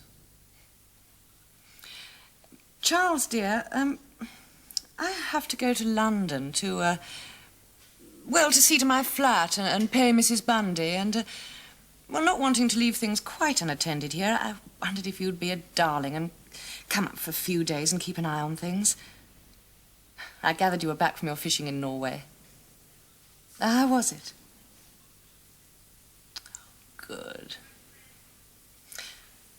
Well, yes, I'm sure she could manage, but I promised Arthur I'd hold the fort, and there should be a responsible adult here. I'd be very grateful if you could, just for the inside of a week. Oh, that's marvelous. Bless your heart. Tomorrow, usual train. I'll get Gates to meet you. Of course I'll tell Liz you're coming. Bye. Oh, darling Liz, what lovely flowers. That was Charles. He wants to come and stay for a few days. He sort of proposed himself. Now, that is a lie, and you know it. I beg your pardon. Well, isn't it? He is coming to stay. I dare say he is, but he didn't telephone to propose himself, did he? You asked him to come here in loco parentis. What do you think I am? Some sort of bird-brained debutante just out of the schoolroom? No, darling, of course not. But I have to go to London unexpectedly. My pupils, the flat and things, and I thought... Oh, I hope I haven't offended you. It offends me that you thought there should be someone adult and responsible to hold the fort, when I've held this particular fort since last Christmas. I know that, Liz, but now things aren't quite the same. Of course, they're not the same. They'll never be the same again. But that doesn't mean to say I've suddenly become an irresponsible, incompetent nitwit. All right, I'm sorry. It was thoughtless of me. Yes, it was rather. I was only trying to do the best for everyone. Including Peter Cartland. What's he got to do with it? Oh, you've been listening at keyholes, haven't you? I couldn't help hearing. It so happens that Peter wants to discuss some problem with me. As a sort of deputy aunt, I presume. Or a mother confessor in loco parentis. He's got a perfectly good stepmother to confide in. Do young men confide in their stepmothers? Still, if you feel that strongly about it, I'll ring up Charles again, put him off. Oh, certainly not. I'm always happy to see Grandpa. Not that he'll do much fort-holding. He'll sit in his chair, do the crossword, and ask Mrs. Gates what's for dinner.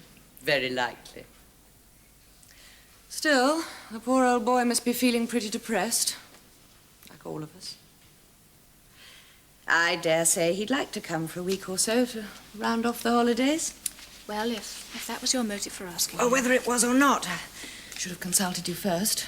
You are the daughter of the house. One of the last talks I had with Mummy, I had to remind her that I wasn't a child anymore. Well, now I have to say the same to you. I am sorry, truly. Okay. Well, where are those lazy girls? Mrs. Gates has taken breakfast in.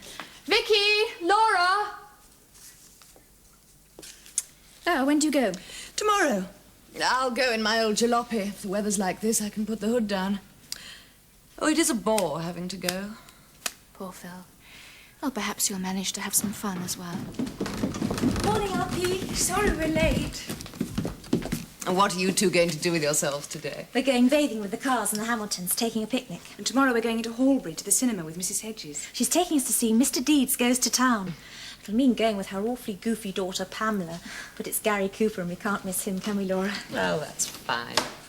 What about you, Liz? Oh, I'll find something to do. Your eggs will be getting cold. Oh, sorry, Mrs. Gates. Come on, Laura, breakfast. I've had some in my room. I must go up and sort out what I'm going to take down tomorrow.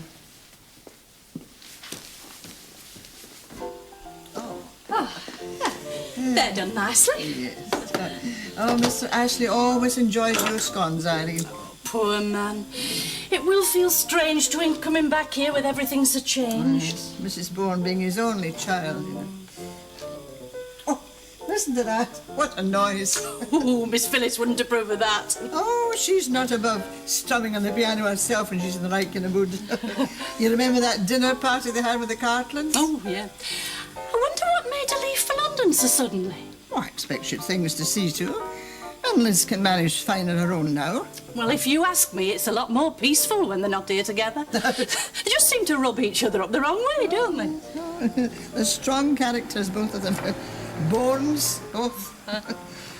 Hey, that'll be Miss Liz and her grandfather. Oh, they'll be wanting their tea. Thank you, my dear. Here we are. I say... Stop that awful noise and come and say hello to Grandpa. Hello, Grandpapa. Thank you very much, Vicky. Lovely Hello. to see you. Oh. Did you have a good journey? Tolerable, but I missed your company on the train.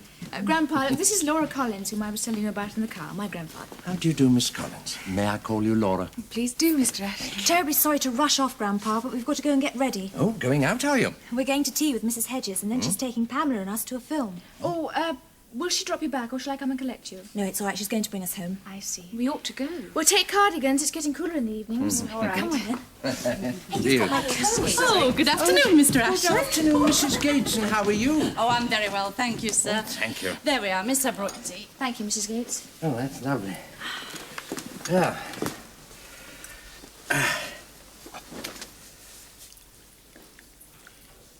Well, I hope the summer holidays haven't been too sad. Oh, we've managed. Laura's a charming girl. She and Vicky have been bathing and picnicking a lot. People have been very kind, asking Vicky out a lot at tennis parties and so on. Oh, it's been a help. Well, she seems in good heart. Well, she and Laura are inseparable, which is wonderful for Vicky because, well, she used to be a bit of a solitary child, but now she's learned to make friends. Grandpa, have one of Mrs. Gates's scones, made, I would guess, especially for you. Oh, dearie me, I don't think I'm going to be able to do justice to them. Still, perhaps just one. And some jam, good. Well, what news of your father? I haven't heard from him for a week or two. I had a letter from him only yesterday. I didn't know whether I imagined it, but he sounded just a little less depressed. Ah. He was saying that... Yes? Oh, enjoy yourselves. We will. Bye. Bye-bye. Bye. Oh, dear me, what it is to be young. What were you saying about your father? Ah, he seems terribly worried about the civil war in Spain. The bombing sounds horrible. It is horrible. I only hope it's not a foretaste of things to come. Oh, did you say you'd heard from Daddy? Yes, it was about a fortnight ago.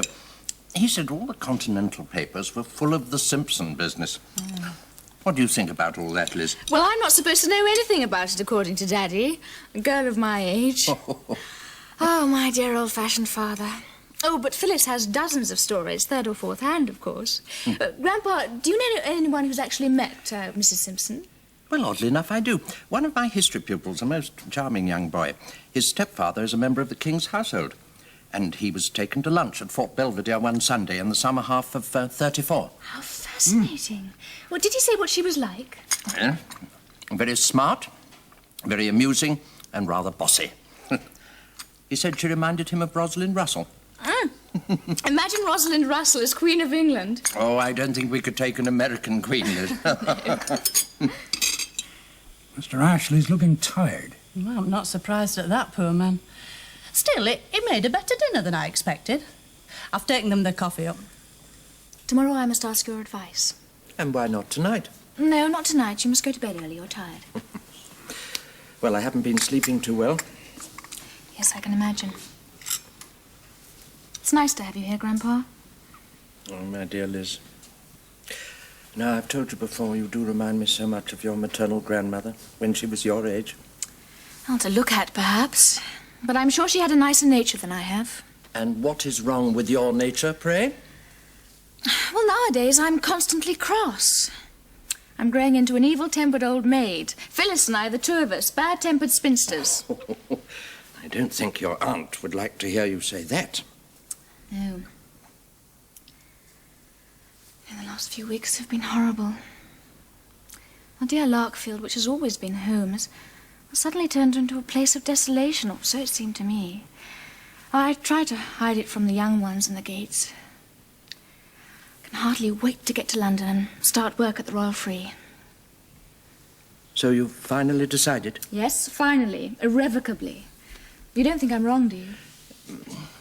Grandpa, say you don't think I'm wrong. No. I've put it off twice now for the family, and now's my last chance. Liz, is Vicky returning to the Royal Academy of Music? Yes, middle of September. So, except for holidays and occasional weekends, your father's going to be here all on his own? Yes, I'm afraid he is. Oh, dear.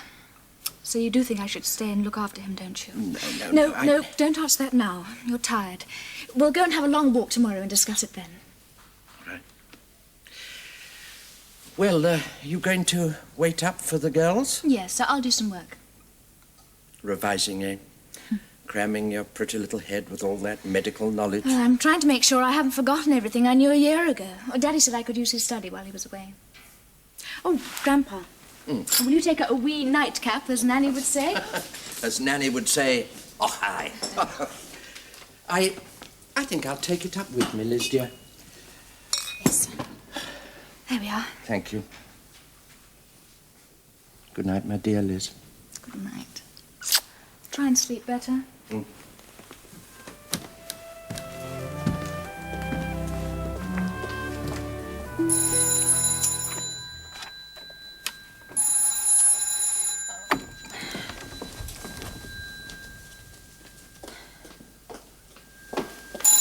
Oh, look, why ring like this? The door isn't locked yet and you'll wake Grandpa.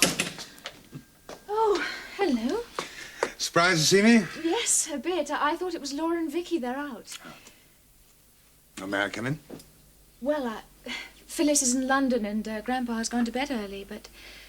Well, I suppose... Yes, do come in. Thank you.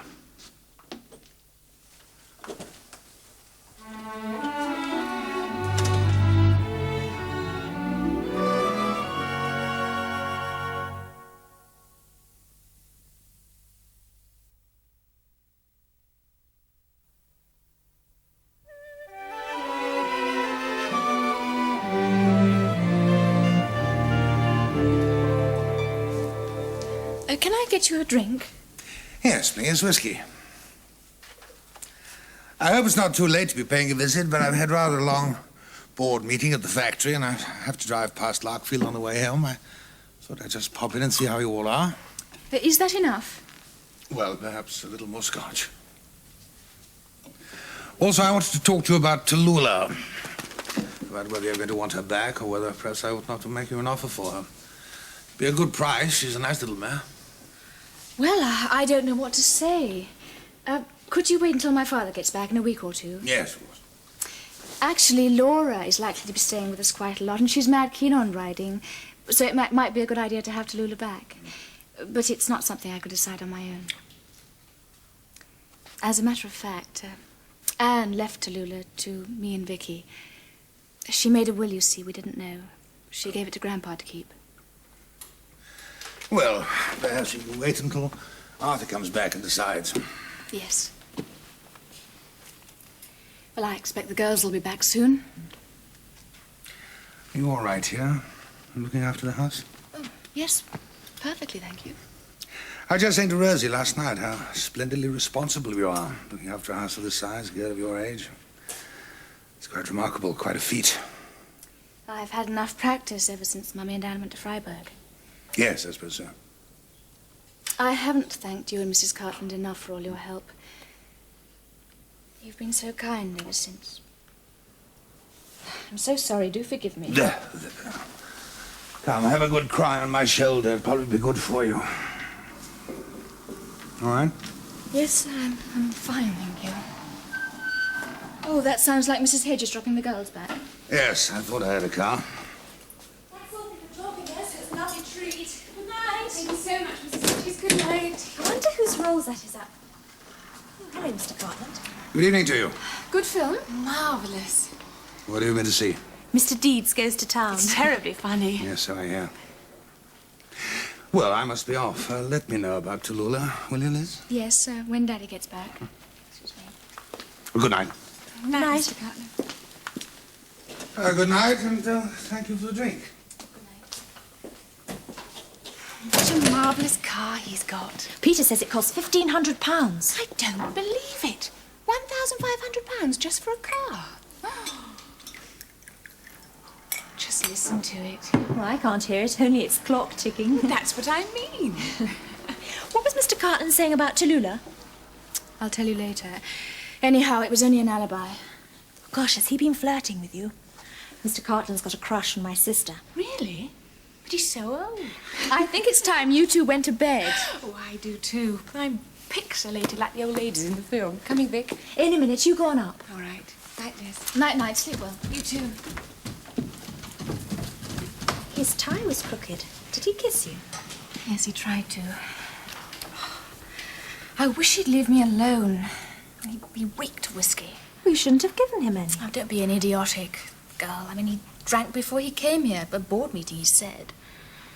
It's funny. I can't somehow think of him as Peter's father. Peter's mother must have been especially nice. It's a bit embarrassing for you, isn't it? Yes, it is a bit. Oh, why can't he have a crush on Aunt Phyllis? Well, no one seems to want her. Poor Aunt Phil. Yes, I'll hold on. Jack, darling, it is you. Are you still in the 2K? Oh, lovely, lovely. Yes, I managed to get away, thank God.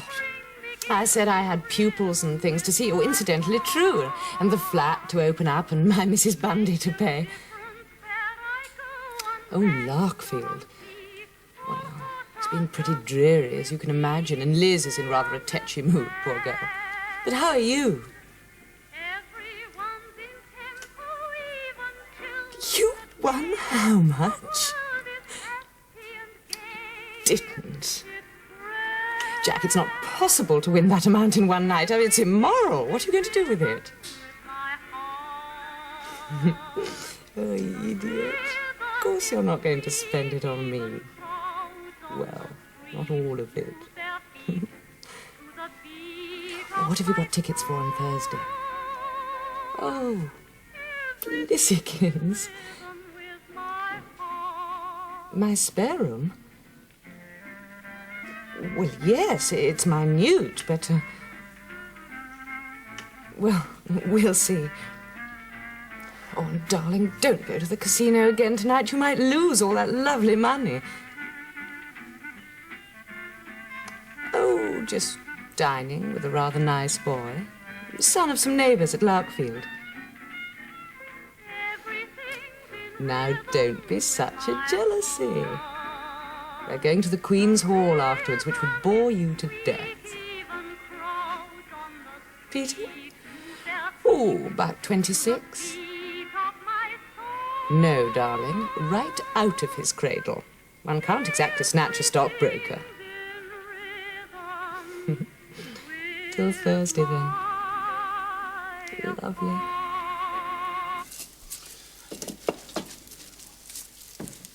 Logs already, Gates. Mr. Ashley may want a fire in the evenings. September now. Oh, I suppose it is. Where is everybody? Mr. Ashley's gone out to post a letter, and Miss Liz is working at her books. Liz never stops working nowadays. She says she's got a lot to catch up. I expect she has. Only another fortnight and we'll both be gone. When do you start again at the academy? Well, my term begins on the 21st, and Liz goes through our free a bit later to walk the wards. But she'll have to settle in Daddy first and arrange things with him. May I stay on till you go? Of course you can. Well, you must. Well, look at the things we've got to look forward to next week and the week after. I'll write to my grandmother today. It's been a marvellous holiday, Vicky. It's been marvellous having you. Anyway, we're going to meet in London, aren't we? And you must come down for weekends and ride to Lula if you'd like to. If that old gentleman meant a word he said last night. What a lot of eggs. Yes, my busy little bantams. Well, as no one's about, I ought to do some practising. You've rather neglected it the last few days, haven't you? Yes, I know I have. Oh, well. Here goes.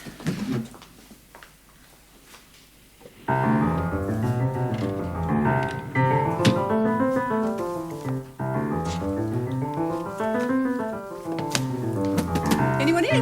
Only us, Mrs. Cartland. Vicky. Oh, sorry. Hello, Mrs. Cartland. I'm afraid Aunt Phyllis is in London for a few days. Did you want to... Well, I want to see Liz. Is she in? Oh, I think she's upstairs. I'll call her. Liz! I think she's in. Liz! Liz! Where are you? You're wanted. Oh, what is it? All right, I'm coming. It's Mrs. Cartland. Oh, hello, Mrs. Cartland. My dear Liz. Now, listen, my dear, I hope I'm not being a bore, Of course not. Do sit down. Thank you. Can I get you some coffee? Oh, no, thank you. Where's Grandpa? He should be here at any minute. I saw him coming across the lawn just now. Oh, is Mr. Ashley staying with you? I noticed. Laura, do be careful, you'll break them. Ah, here he is. Grandpa, look, Mrs. Cartland's here. Oh, yes, of course. Good morning. Good morning.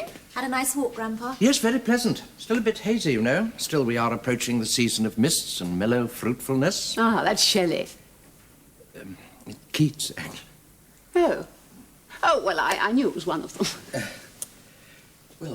Perhaps Mrs. Cartland likes some coffee, Liz. No, I've already asked her. Oh. And I said no, thank you, because I really can't stay. I've come to talk about Tallulah, Liz. Well, actually, we'd like to have her back. You see, Laura's mad on riding, and she could ride at weekends, as long as Daddy approves, and I'm sure he will. Well, how do you know about it? Well, Mr. Cartland was discussing it with Liz, wasn't he, Liz? Well, Are you saying that Geoffrey came here to discuss the question of Anne's mare? yes, he did. You see, he was visiting Liz when we came back from the cinema last night.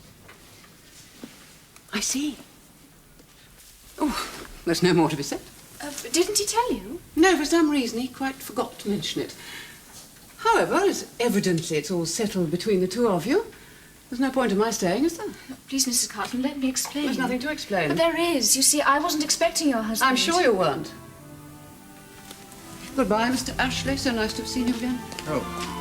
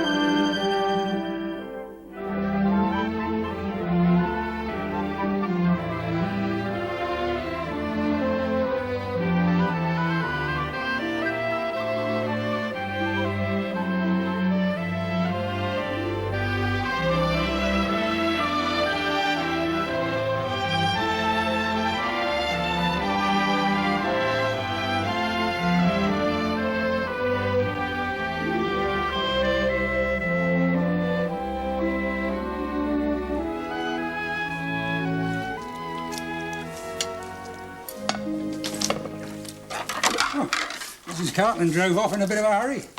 She nearly ran over Jim. He had to walk to it. Didn't stay long, did she? You ask me, there's been a bit of a Barney. Oh, wonder what he was about. Miss Vicky was saying something about the mayor coming back. Oh, I do hope not. Didn't mean more work for you, Fred. Oh, Jim would see to it for me. Well, I still think it's a silly idea. The animal's better where it is. Maybe. Well, I'd better get on. What do you want in today? Oh, some beans, a couple of lettuces, and some parsley, please, Fred. I know. I'm not. You are. You're a tactless, idiotic little girl. But you did talk it over about Tallulah with Mr. Cartland. There was no need to go on about it. I don't think Vicky realised. Nobody wants to know what you think, Laura. Liz. Fed up. I mean, how can I help it if Geoffrey Cartland turns up here breathing whiskey all over me when I happen to be alone? You couldn't help it. Exactly, I couldn't. But Vicky could have had the sense not to go on about it in front of his wife and let her think I was flirting with him on purpose. But Liz... Oh, shut up, Laura. You needn't be rude to Laura. And you needn't tell me what to say. Oh, Laura, will you leave those... Oh, my God. It was Liz's fault. My fault? Now, girls, Oh, of girls. course it's my fault. Everything's my fault now. Just look at those eggs. And who's going to clean that mess up? Me? You didn't do it on purpose. Well, then you shouldn't be so clumsy. When you come here and we all do everything we can to give you a good time and then you go and upset everything. I mean, just look at those eggs. Families, I hate the lot of you. Liz. No, Nanny, no. I think I should leave her for the moment. Mrs. Gates, do you think you could bring Miss Laura a cup of coffee, please, before you deal with the omelette? Omelette, sir? Well, it's a little joke, Mrs. Gates. It's not a very good one, I admit. Now, Nanny, would you take Vicky up to the schoolroom? Very good, Mr. Ashton. Because I want to have a little word with Laura. Laura, dear, come on with me. Let's go in the study, shall we? Come on. Mind, Dad. Come on upstairs. We can be more private in there. I think I ought to be with Laura. I said upstairs, young lady. Oh, all right. There we are. You come in and sit down, my dear.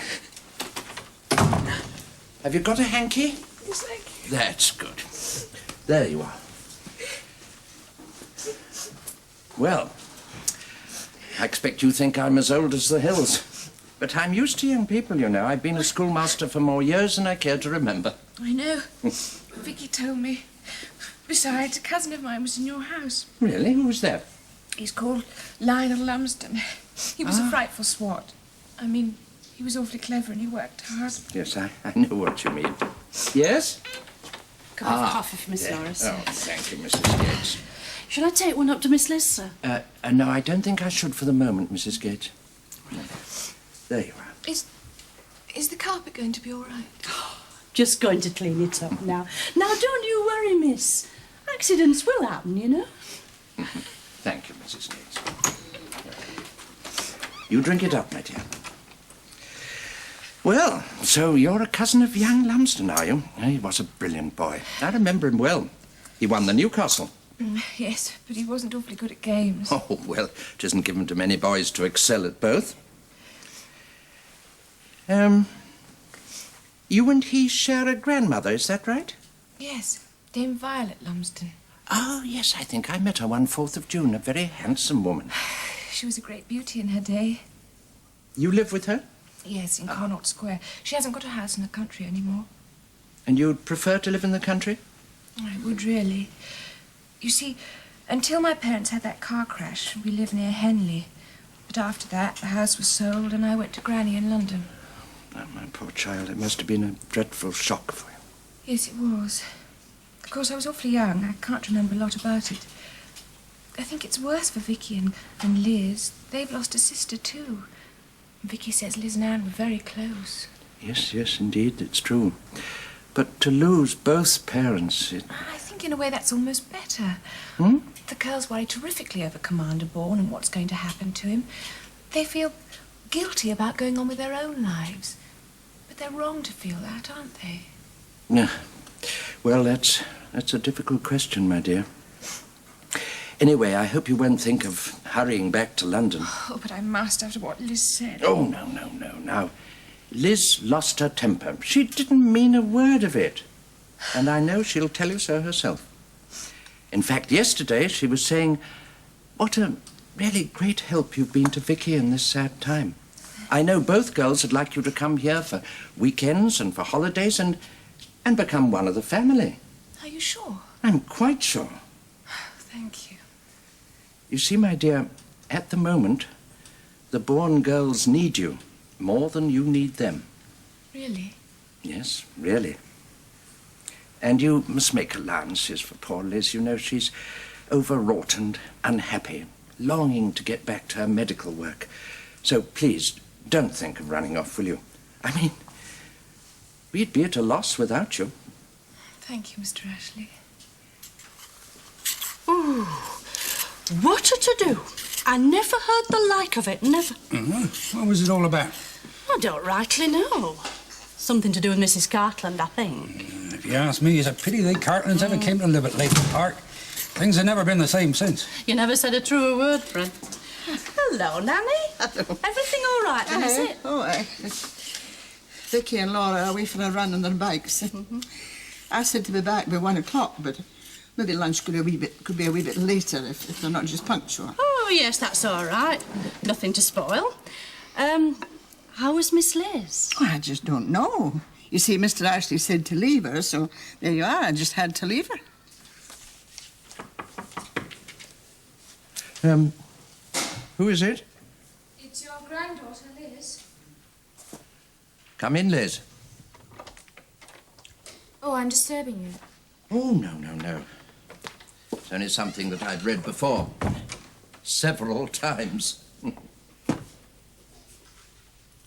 I am so ashamed. I can't think what came over me. I can. Here, come and sit down. Here we are.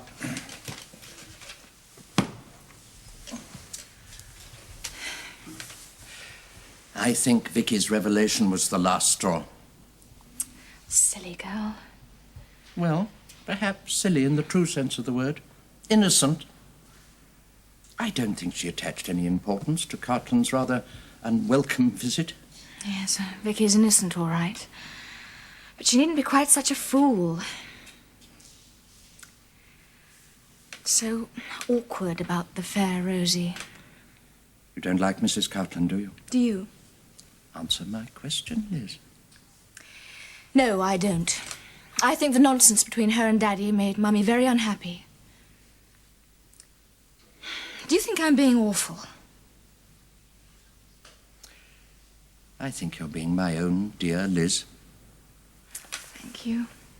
I want you to do me a favour. Yes, anything. I want you to put things right with Laura as soon as you can. She really was awfully upset, you know. Yes, I will. Of course I will. Good. Now, what about a little stroll in the garden before lunch? And why not? With my favourite grandparent. Come on.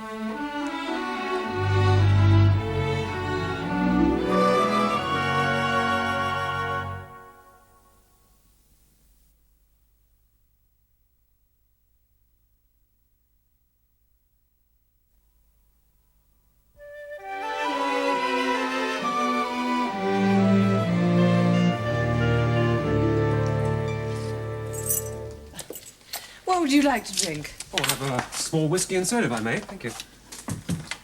That was a very enjoyable evening, Peter. Thank you so much. I can never resist the Elgar violin concerto. Well, thank you for coming. I must say, I thought that Boy Wonder played superbly well tonight. Can hardly call Yehudi Menuhin a boy wonder anymore. A mature fiddler. A brilliant musician, if you like. Thank you. Oh, much as I love Larkfield, it is nice to be back in London again. You're not really a country person at all, are you? Well, not really. Nor, I should imagine, are you. Oh, well, that's where you're wrong. I'm beginning to wonder whether I should chuck in the city and join my father's board. I know he'd like it. Then I'd be able to make my base in the country. Chacun son goût. Personally, I find it boring after a week or two. No theatres, no concerts, no lovely suppers at the embassy like tonight. No glimpses of H.M., the lady in question. No, you won't for a while. Not when they're yachting in the Adriatic. Oh, the Narlin. Absolutely.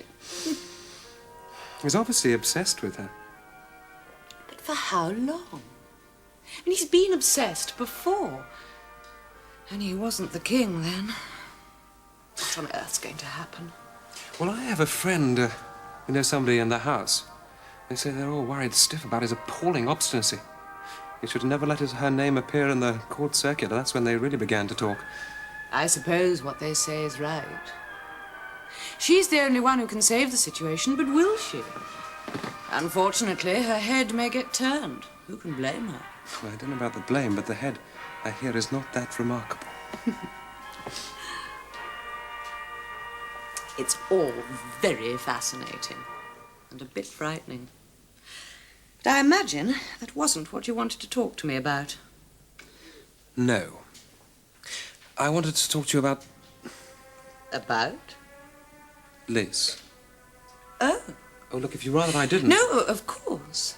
Bless you, Phyllis. About Liz? Yes. Well, frankly, I'm worried about her. I think she's had a rotten deal. Well, no worse than any of us. Oh, I'm not talking about the tragedy. Of course, that was appalling for you all. No, it happened long before then. And Liz was stopped in her tracks. You think she should have gone straight to a teaching hospital after leaving Oxford? Of course. She was doing so well there. Why her parents wouldn't let her go on, I can't imagine. Poor Helen never really approved of careers for girls. She never really approved of me.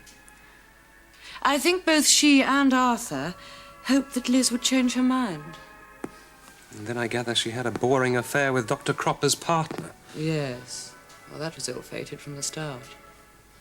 But it's all over now, and she's supposed to be going to the Royal Free as soon as Arthur gets back. Supposed to be, but will she? When everybody making her feel so guilty about leaving him alone at Larkfield. But you must admit it will be very lonely for him. I dare say, but he'll still have a busy life of his own. The bench, the estate, all his local activities. Surely it'd be lonelier for her to stay there with nothing to do but keep house. I think in time Arthur will In time, but that'll be too late. It's now that matters for her career. You're very vehement about it, Peter, and I'm sure she'd appreciate it, but surely it's a decision for her. Yes. Unless... Unless what? Well, it's the first few months that matter, isn't it? I mean, the first few months after the commander gets back. I suppose so. Until he gets used to the new pattern of life. Or must it be a choice of Liz going to the Royal Free and feeling guilty, or staying behind and feeling frustrated? As things are, what else? Well, I was wondering, couldn't you go and stay there just for a short time and take her place? I couldn't possibly. I have my own... Well, apart from anything else, Vicky is staying with me during term time, and that was arranged months ago, long before Helen died. Couldn't she stay somewhere else? Well, where, for instance? Grandmother's? Out of the question. Mother can only just cope as it is, even with her maid. No, Vicky must continue staying with me as planned. She could turn into a brilliant pianist, you know, provided she works. And I dare say Liz could turn into a brilliant doctor if she was allowed to work. Then I dare say she'll go to the Royal Free whether she feels guilty or not. Can I get you another? No, thank you. I had no idea that you and Liz were such friends.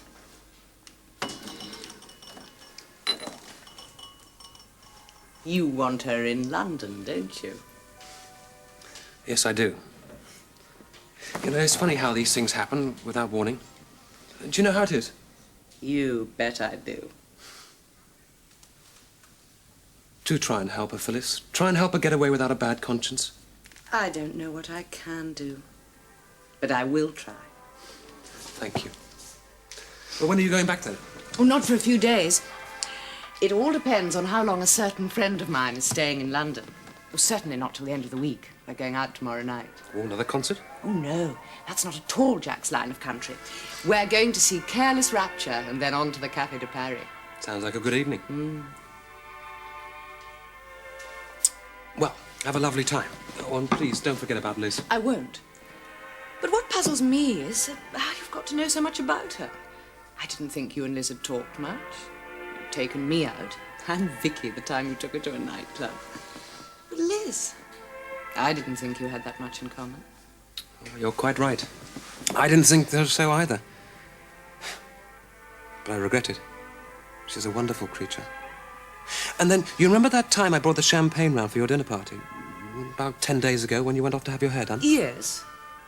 Well, I found Liz in the tack room. She'd more or less reached rock bottom, poor girls. Well, we drove over to Morven for lunch, and she told me the lot. She is a strange girl.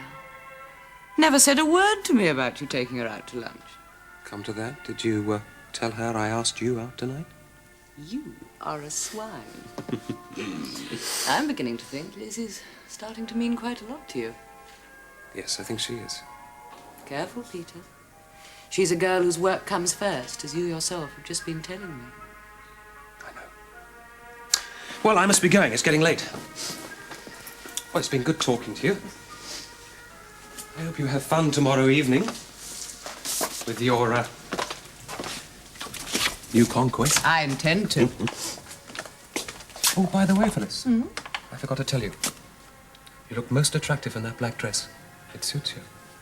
Good night, and thank you for listening. You really are my most favourite woman.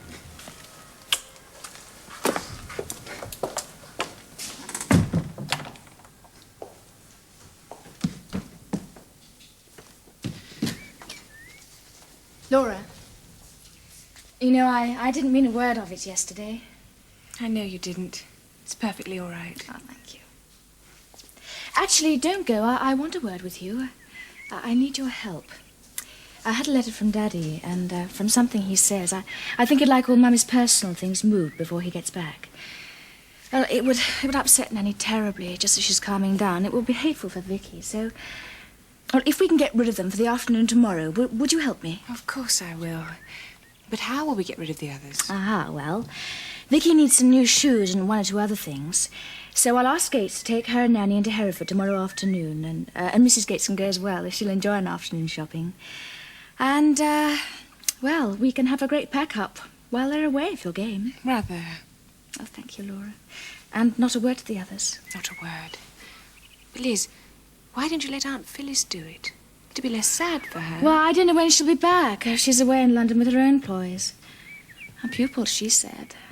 But I wonder.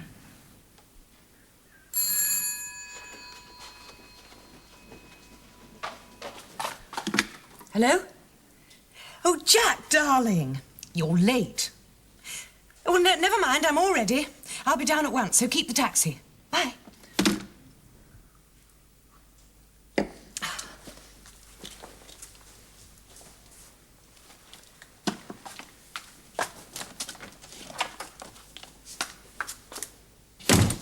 Oh, hello, Gates. Where is everybody? Oh, why, got Mrs. Gates off at the lodge to change, and Nanny's gone upstairs to have a little rest. Oh, good. I wanted to see you alone. Look, I've packed up all Mummy's things. The commander wanted it. I got the trunks down from the attics, but now they're so full, I can't... Oh, it's all right, miss. Jim and I'll see to it for you. I didn't say anything to Nanny or Miss Vicky because... Yes, I understand, miss. I'm back, Mrs. Gates. Could you ask Gates or Jim to take my things up, please? Very good, Miss Phyllis.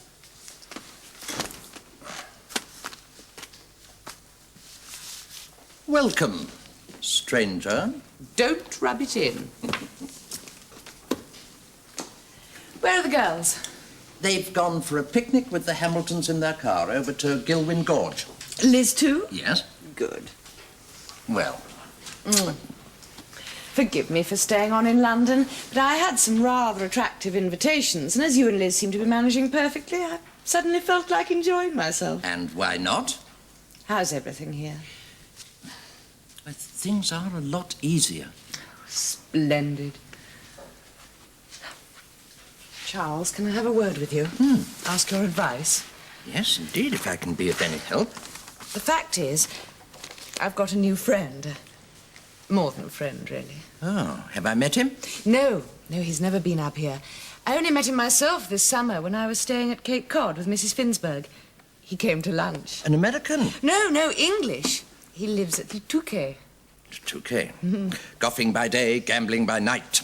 He does both those. And also hops from London, Paris, and Le Touquet in his puss moth. Well, sounds a very energetic young man. Not so awfully young. Yeah. Where was he at school? Harrow. Oh. I don't suppose any of you will approve of him. He's what you'd call a playboy. He's been married and divorced twice, and he gambles, and he's an absolute darling. I'm very happy, Charles. You look it. The only thing that worries me about him is the gambling. The other night he won a lot of money in the casino at Le Touquet. Really a lot. And you're afraid that he may lose it all again, and as much again, too? Mm. I take it that he's a serious gambler. I mean, not just a man who has an occasional flutter. I'm afraid so. Is there any way of stopping it? Well, I've never heard of one. You see, it is an addiction. It's like drink or cocaine. Is that the advice you wanted me to give? Yes. Oh, I'm sorry, Phyllis, dear, but I don't think there's anything I could say or do that would be of any help. Oh, well, I suppose it's better than drinking too much. You know, I really ought to discourage you. But the truth is, I haven't seen you looking so happy or so well for ages. I think I'd like to meet this young man. What's his name? Poole. Jack Poole. Ah. Well, I must go and unpack my things. I'll leave those there. There are presents for the girls. When will they be back? Well, they said tea time. Oh, good. Oh, Charles. Yes. Not a word.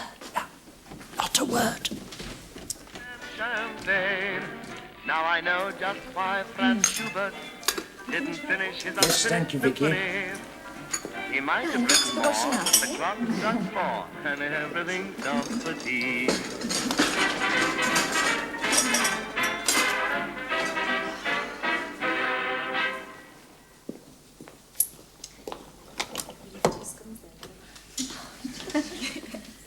I think I shall go and have a bath. Oh, to wash the grime of London off you? Exactly.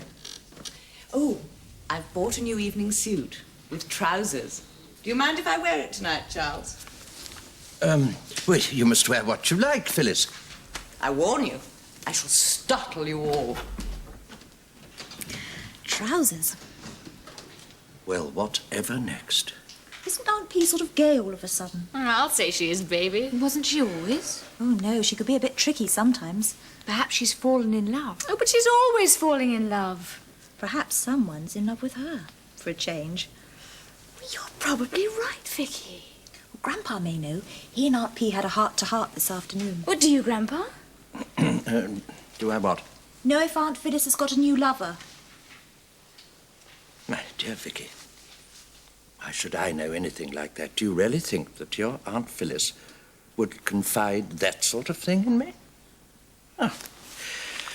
Now, I wonder if one of you young ladies could help me with this clue. It is an anagram. 2 words, 5 and 4. It's an anagram of recreated Lebanese.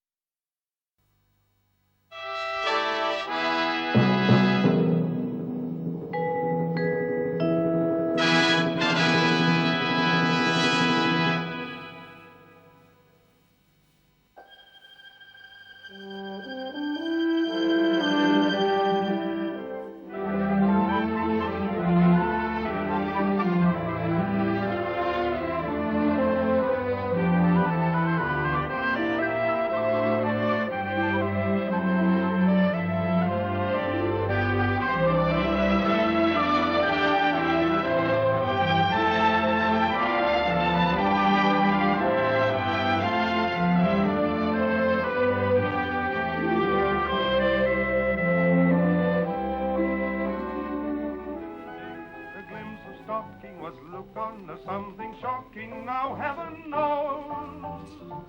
Anything goes. Suppose I could have it cut. Oh, no. Sometimes I think we're the only two girls in the whole county who still have long hair. You have marvellous hair. Nanny used to spend hours winding it round in rags to give me a head full of ringlets. Fat sausages of hair bobbing round my ears. Did Liz have ringlets too? I don't think so. I don't remember Liz with ringlets. Liz's hair's finer than mine. Used to curl naturally and look pretty without any fuss. It always looks lovely now.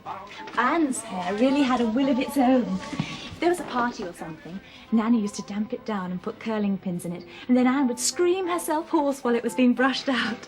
She'd stand there going red in the face, and Nanny would be saying, "Pride must abide, young Anne." And then she'd rush out into the garden or the stables, and by the time the party started, the whole effect would be lost. She was a bit of a tomboy as a child, wasn't she? Oh, I wish you could have met Anne, and Mummy too. So do I. But I'll meet your father. Yes, in about 3 or 4 hours' time. Do you think he'll mind about my still being here? Of course not. Before he went away, he said he'd be delighted for me to have someone here. I'm a bit nervous of meeting him, actually. Well, to tell you the truth, I'm really rather scared. Scared of meeting Daddy? Oh, you needn't worry about Daddy.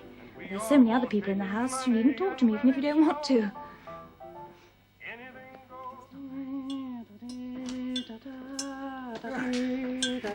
Oh, Laura. I thought you got lost. Oh, if I get lost, love, it won't be when you've got the kettle on. Well, I've brewed our pot first, then you can be having yours while I take the trays through. What have you been doing all this time? Oh, just making sure the car was all right. What time do you have to leave? Commander's catching the 7:48, so well, I'll leave about 22, just to be on the safe side. Oh, don't want him standing around at the station waiting for me. Oh, I should think not, poor man. I wonder how he'll be. Well, he took it all very well at the time. Yes, but sometimes it's worse later, isn't it? You know, when the shock's worn off and you suddenly finally realise what it all means. Oh, yes, I reckon it probably is. There you are, Fred, love, you'll be having that. Yes. Would you like a piece of that jam tart? I would. Tell you what, Nanny's in a real state about him coming back. She's been down here 3 times today, fussing about whether I'd got his bed aired properly or not. As though I'd let him go into an unaired bed. He fusses more and more all the time. I know. She's old, you see, she can't help it. And the tragedy hit her pretty bad. You know, I don't think she'll ever get over it, Fred.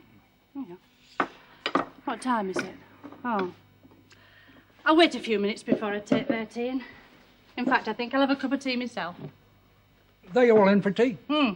Miss Phyllis is having hers with Nanny in the schoolroom. She's been a great help with Miss Phyllis, I'll say that for her. I don't know how those girls would have managed without her this past few weeks. Mr. Ashley's been marvellous too, in spite of everything.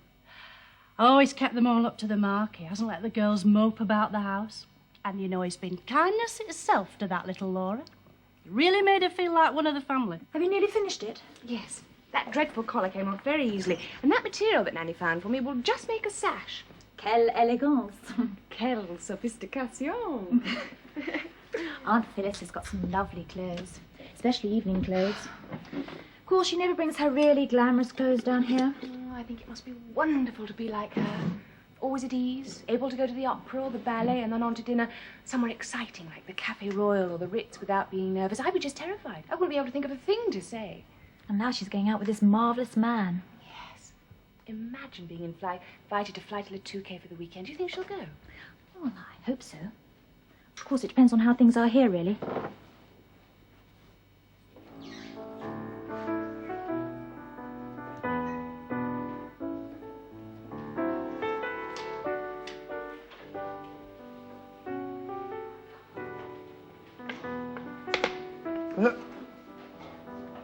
You've blocked me at both ends. Wretched girl. I thought you didn't have any paws. Oh, I haven't.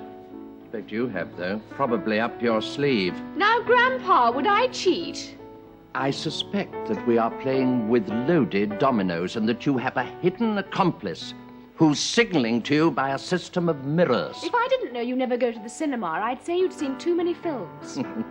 Oh, just read too many bad novels, confiscated from the lower boys of my house. Excuse me, miss, I've taken the tray up. Nanny's waiting for you in the schoolroom. Thank you, Mrs. Gates. I'll bring the tray in here now, miss. Thank you. I'm afraid you're going to have to call it a draw. Mrs. Gates wants to bring tea in. Oh, good. It'll save me from a crushing defeat. It cheats me of a resounding victory, you mean? Well, you've won 2 games already, Liz. What time is Arthur's train due? 7:48 in the unlikely event of it being on time. May the Great Western Railway forgive you. So he should be here about 8. Yes. Vicky! Laura! Do you think they can hear me? Must they have the gramophone on? I'll give them another call as I go past the schoolroom. Tea already? We've only just had lunch. It's 4:30, Mother. Oh. Is Arthur here? Not yet, Alice. Another 3.5 hours. Oh. I know. I don't think it'll be easy. No, this house is so full of memories for him. But they're good memories, Nanny. Memories Arthur will want to keep. It's still a bit soon to come back here. He has to face up to it. It's been 2 months now. Oh, but he's going to be so lonely, Phyllis, when there's no one staying. That's inevitable. But I think Arthur's strong enough to live with it. He's very self-sufficient, you know. Mm-hmm. I think all those years at sea when he was younger taught him to live through many lonely hours. I dare say they did. We must help him not to brood. Not to miss someone is natural. To brood about it is unhealthy. You're right, of course. We don't more tea. Oh, just half. You know, it's strange. People disappear from your life. It's difficult to believe they've gone. Then someone new can turn up. It's hard to believe you ever existed without them. What was that, dearie? Oh, nothing, Nanny. Just a banal observation. I hope you're not going to get too depressed, Phyllis. Now that the worst is over, you know, it's time to get settled back into some sort of ordinary life. Don't you worry about me, Nanny. I'll be all right. Where is Phyllis? She's having tea with Nanny. She's having a well-deserved rest from us. Oh, are we that bad, Grandpa? No, but she's had a good deal of us lately. Oh, well, she'll have Le Touquet to look for. Touquet? Phyllis? Yes, she's thinking of flying over there, but just for the weekend. What an extraordinary thing to do. Well, it is amazing how many people go by aeroplane nowadays, isn't it? You know, there'll soon be more people in the air than on the ground. Well, thank you, Phyllis, for coming up and having your tea with me. It's nice to have a wee quiet talk. Nice for me too, Nanny. Now, don't worry about Arthur. We'll all take great care of him. Silly me. Oh, not interrupting, am I? It's just that Vicky let slip about your trip to Le Touquet. Oh, she didn't. Oh, God. Yes, well, Granny is, shall we say curious? I bet she is. I had hoped to ease my way into that later. Never mind, I'll have a word with her before dinner. Thanks for the warning. Coming down?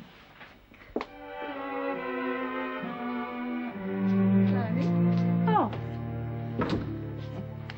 Seeing you've got so many for dinner, I thought I would come and see if I could help you in some way. Well, that's very kind of you, Nanny. Let's see. Well, you could start peeling the carrots if that appeals to you. As long as I can sit while I'm doing it. Yes, of course you can, love. Sit down. Now, there are your carrots. Oh, there's a newspaper to put your peelings on. Thank you, dear. The dining room table set? Oh, yes, Miss Laura and Miss Vicky set it. And Miss Liz has done such a beautiful floral centrepiece. Is that the right time? 25 past, yes. Has Fred left for the station yet? Oh, 5 minutes ago. The commander will be home with his family before we know where we are. Home with his family, eh? What's left of it?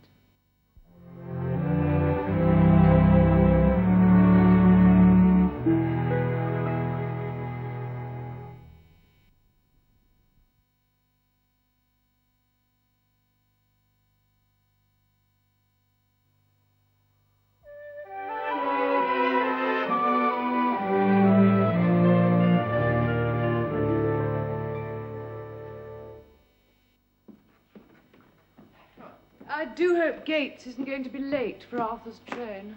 Well, he left in plenty of time. Can I get anyone a sherry? No, I gave Alice a small sherry, helped myself to a slightly larger one. Oh, who can that be? Hello, Winchley 8. Oh, good evening. Yes, that's right, tonight. I'm not sure. Well, if it's just for a moment, I expect he'll be glad to see you. Yes. Goodbye. Who was that? Rosie Cartland, Mother. She said she might pop over for a moment after dinner to welcome Arthur home. Oh, is that wise? They have been kind. Yes, I have. I'm glad you're down early, Mother. I wanted to talk to you. I hope it's about flying off somewhere. Would it be tactful for me to disappear? There's no trap door in this stage, Charles. What? You may stay where you are. So be it. I wish you two would stop it and tell me what's going on. Of course, Mother. The fact is, I've been invited to fly over to Le Touquet for a weekend. With whom? And when? Well, a friend of mine. A man? Yes, Mother, a man. He's asked me to fly over with him in his aeroplane for a long weekend. Oh, there'll be other people there. It's a house party. It should be terrific fun. Gambling at the casino, no doubt. I expect a little. And golf. You won't get gambling fever. I doubt it, Mother. And what are you flying over in? Jack's aeroplane. It's a puss moth. He pilots it himself. Can't you afford a chauffeur for that sort of thing? You don't chauffeur aeroplanes, darling. You pilot them. And Jack pilots his for fun. What did you say his other name was? I didn't, but it's Poole. Jack Poole. Any relation of Sir Mortimer Poole? I don't think so, Mother. Oh. And where did you meet this young man? At a lunch party. Whose lunch party? No one you'd know. Some Americans I met on Cape Cod. Oh, Phyllis, do tell your mother all about Mr. Poole before she makes herself ill with suspense. I don't know where to start. He's marvellous fun, and wonderful to be with. I've never met anyone so full of life. He has a villa in Le Touquet, and he stays at his club when he's in London. How old is he? 40-ish. 40-ish and not married. I presume he's not married. Well, actually, Mother, he's divorced. Twice. It does happen. He was married very young to a musical comedy soubrette, and it just didn't work out. A musical comedy soubrette? How extraordinary. I like extraordinary people, especially when they make me laugh. So, he's going to take you off to Le Touquet, and when shall we see you again? It's only for a long weekend, Charles. Anyway, I'm not sure I should go. Why not? You see, it's next weekend. And with Arthur coming back, Well, you deserve a holiday. And Le Touquet sounds just the thing. You could mention it to Arthur tonight. I don't see anything to stop you, Phyllis. If you want to take your life in your hands and go up in one of those things. I'm going to have a glass of sherry. They should be here by now. Gates isn't exactly the fastest driver in the world. No, he's very cautious. Overcautious, I'd say. Oh, ho, ho, ho. But they're finally here. Daddy. Hello, darling. How are you? I'm fine. Oh, good Lord. Oh, it's quite a reception committee. Yes, so the whole family's here. Hello, Arthur. Lovely to have you home again. Hello, Mother. Welcome home, darling. Can I get you a drink? Yes, Scotch and soda. Arthur, old chap. Well, trying journey? No, not especially. We docked late at Portsmouth, so I stayed the night in town and then came up. Yeah. Take it all upstairs, would you, Kate? Right.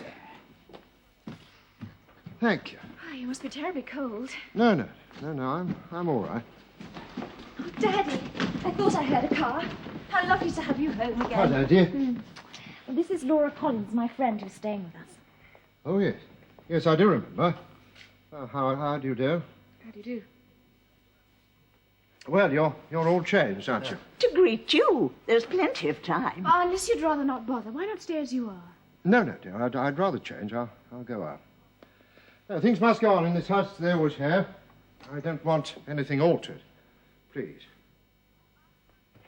I'll tell Mrs. Gates to keep the soup hot. Yes, I won't be long.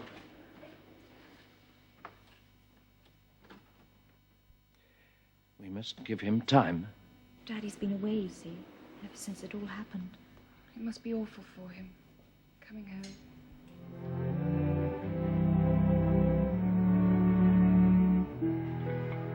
Here we are, Mrs. Gates. Oh, that's very good of you, miss. You shouldn't have bothered. Gates will give me a hand later on. He's upstairs unpacking for the commander. Oh, good. Did the commander enjoy his dinner, miss? Yes, I think so. Oh. At least, it's a little difficult to tell tonight. Gates wondered if perhaps he wasn't too well, seeing as how he was so quiet coming home in the car. Well, I'm not sure, Mrs. Gates. He says he's all right, but he certainly isn't his usual self. He's probably seeing this house again, you see. It's bringing it all back. Yes, I suppose it could be. What about coffee, miss? In the hall, I think. All things considered, they've really managed very well, Arthur. Haven't they, Charles? Really remarkably well. Oh, yes, rather. There's no doubt about that. You see, Phyllis and I couldn't be here all the time, of course. So the two of them, or rather, three of them with Laura, they marched bravely on. Good. They are old enough to take care of themselves, huh? Well, they've had to, haven't they? For a large part of this year. Are you trying to say something, Mother? Well, only that you were away rather a lot before the accident, and you've been away ever since. I'm sure the girls will be very relieved to have you home. Black all right for you, Daddy, or would you like some cream? No, black is fine, thank you very much. No, it's amazing to me that we managed to get right through dinner without a single mention of Phyllis's exciting life. It wasn't difficult. You see, Arthur, while we country bumpkins have been sitting here vegetating, your sister has been meeting wild young men who want to fly her off to the south of France. South of France? Well, the north, actually. Le Touquet. Someone I met in America wants me to join his house party there next weekend. You know the sort of thing. Golf, bridge, a little flutter in the casino. Really? Thank you. I would have thought that was a bit soon. Soon? No, it doesn't matter, Mother. It's Phyllis's life. She must do what seems right to her. In other words, you'd rather I didn't go. No, dear. No, it's for you to decide, not me. Who the devil can that be? Oh, God, it's Rosie Cartland. She said she might pop over after dinner. Now, why didn't you put her off? I don't feel like a social evening. She's here now, and we can't get rid of her. The Cartlands have been kindness itself, Arthur, all of them. Well, I don't feel like talking to Mrs. Cartland or anybody else. Not this evening. Now, Liz, you will have to make an excuse. It's not like Arthur. Well, he's tired and upset. Sorry we kept you waiting, and the bell must be still. Where's Arthur? He's busy just at the moment. He's in his study, making... He's writing a letter. Do please come in and sit down. I'll get you a drink. I hope your father doesn't mind us calling round so late. No, I'm sure he doesn't. Well, he's not really on very good form. Oh, dear. I'll try and get Rosie away as soon as possible. Yes, it might not be a bad idea. It was a little too soon for him getting home tonight. If you'll excuse us, Mrs. Cartland, I think Laura and I will go upstairs if you don't mind. Yes, do, darling. Right. Come on then, Laura. Good night, everyone. Good night, Vicky, darling. Good night. Good night. Good night. Rosie, I think we ought to call back again tomorrow. It's a bit late. Have you got Peter a drink, Liz? No, I'm sorry, Peter. What would you like? Oh, nothing for me, thank you. Well, coffee, perhaps. Well, only if there's some left in the pot.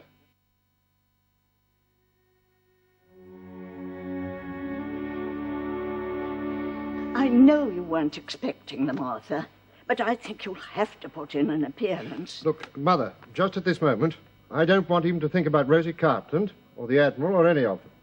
I have my reasons. I didn't invite them over. I'm home again after a very long time. I think you should respect my feelings.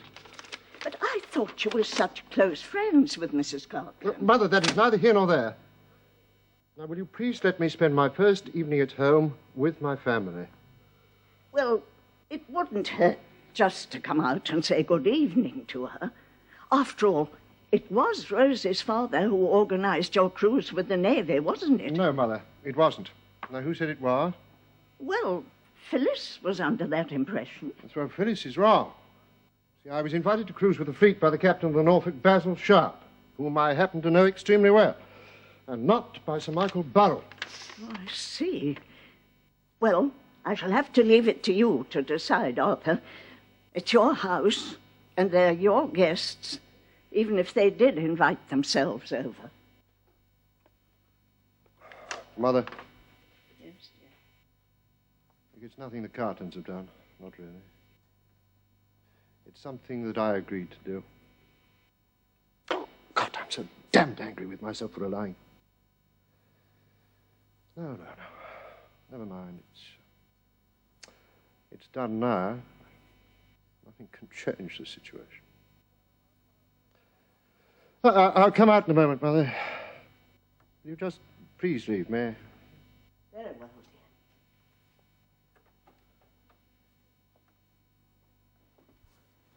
Arthur will be out in a moment, Mrs. Carlton. He's so sorry to have kept you waiting. Perhaps we shouldn't have come over. Perhaps it was rather tactless. Oh, Rosie, how very kind of you to come. Well, actually, Arthur, I was just saying perhaps it was rather tactless of me to rush over on your first night home. No, it's quite all right. I was so anxious to know how you were. Yes, well, I'm very well. Thanks very much. Is there anything we can do, anything you need? No, I don't think so. No, I'm told you've been extremely kind to the girls while I've been away, and I'm very grateful. It was nothing. We're very fond of them. Peter loves being with them, don't you, darling? Oh, yes, I do, sir. It's so nice to see you again, Arthur. If there is anything you need, you will telephone, won't you? Yes, of course I will. Well, if you'll excuse me, I'll say good night. Good night, Arthur. Good night, Lady Bourne. Good night. Good night, Mrs. Carlton. Good night, Rosie, and thank you for coming. It was a very kind thought. Good night. Good night. Good night, Mrs. Cartland. Try and come over tomorrow if you have time. You sure? Yes, I'm sure he'll be all right by then. I hope so. Night. Good night.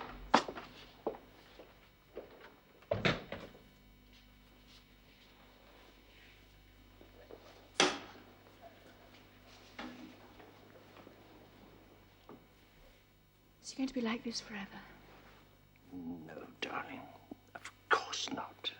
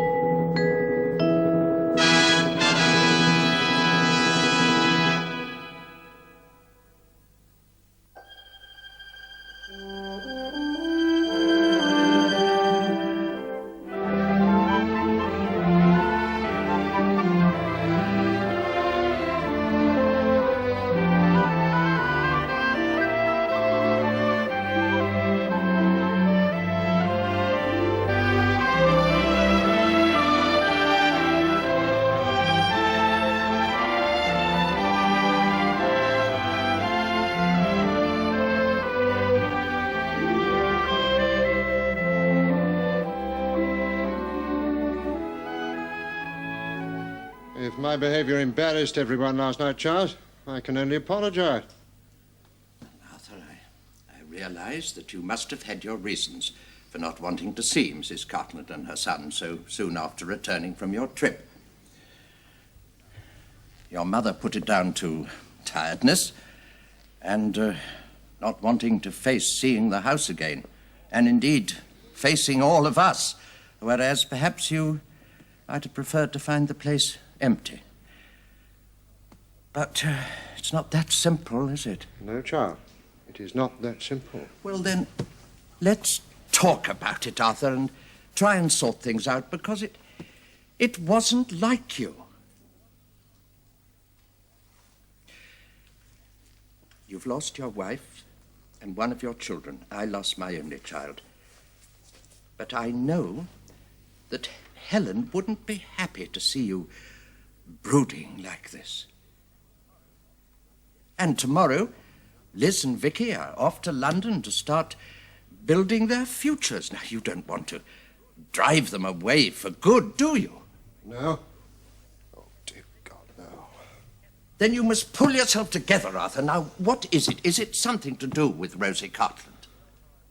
Charles, you know how I felt about the arrangements with the Burrells. You travelled to Europe under the pretext of seeing Helen and Anne.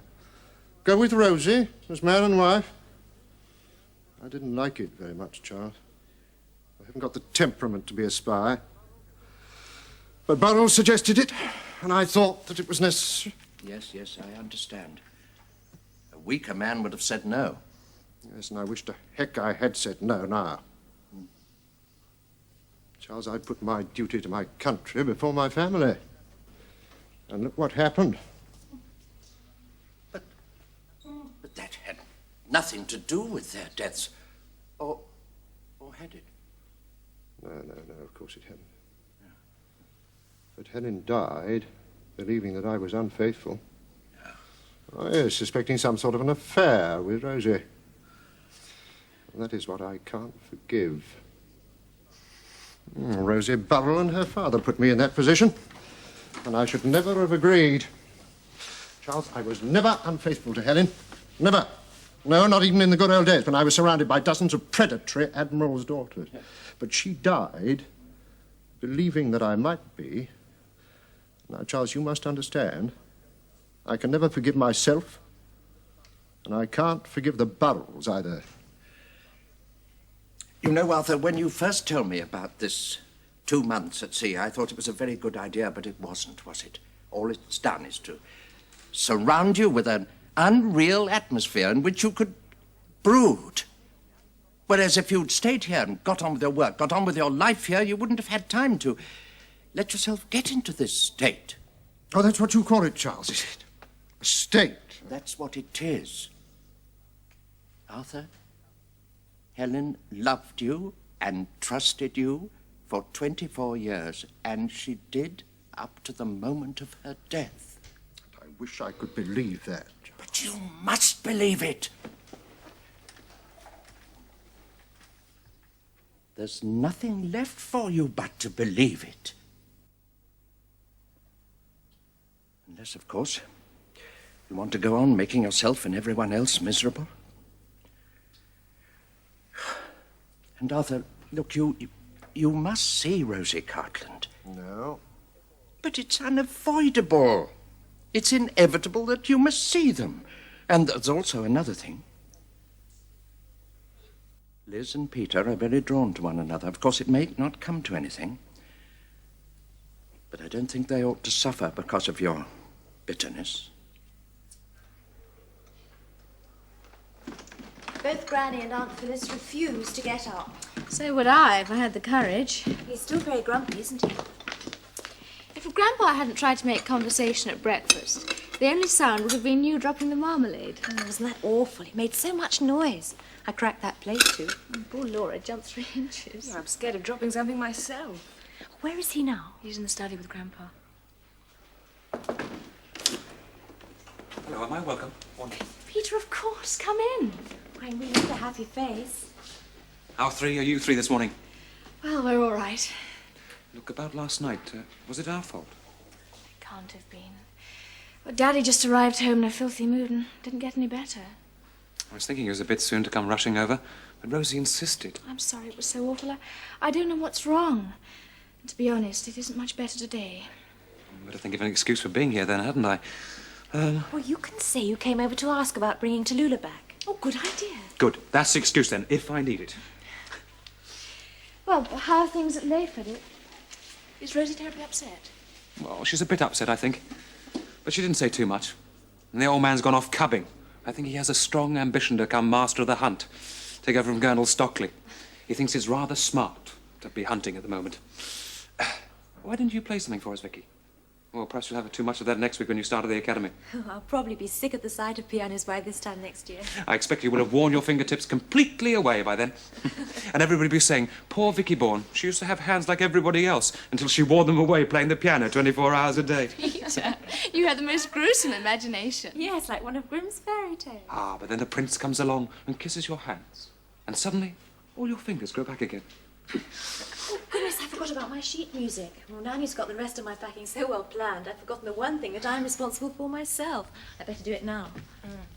I'll take this tray to the kitchen. When are you going down to London to get organised? Tomorrow, I have an interview at the Royal Free early Monday afternoon. So I don't want to leave here Monday morning and risk something going wrong with my car. Do you need a car in London? No, I don't suppose I actually need it while I'm there. Why don't you come down in my car? The three of us? Well, of course. And I can bring you back on Friday evening. Unless you've organised to come back earlier. Well, no, I hadn't. Well, it'll save you a lot of hard driving, won't it? Yes, it would, but actually it would be marvellous. That's settled then. Hey, small fry. How do you feel about driving down to London in my car? Your Bugatti? Oh, yes, please. I say. That's settled then. When are you moving down properly? Next week, I think. If you need a hand with your luggage and stuff, just give me a call. I might take you up on that. I am ready and willing. Good morning, sir. Peter just came over to ask if you'd like Tallulah brought back. Whenever it's convenient. Oh, I'll try and bring her over tomorrow afternoon, sir. Well, perhaps you'd like to talk to Elizabeth about that.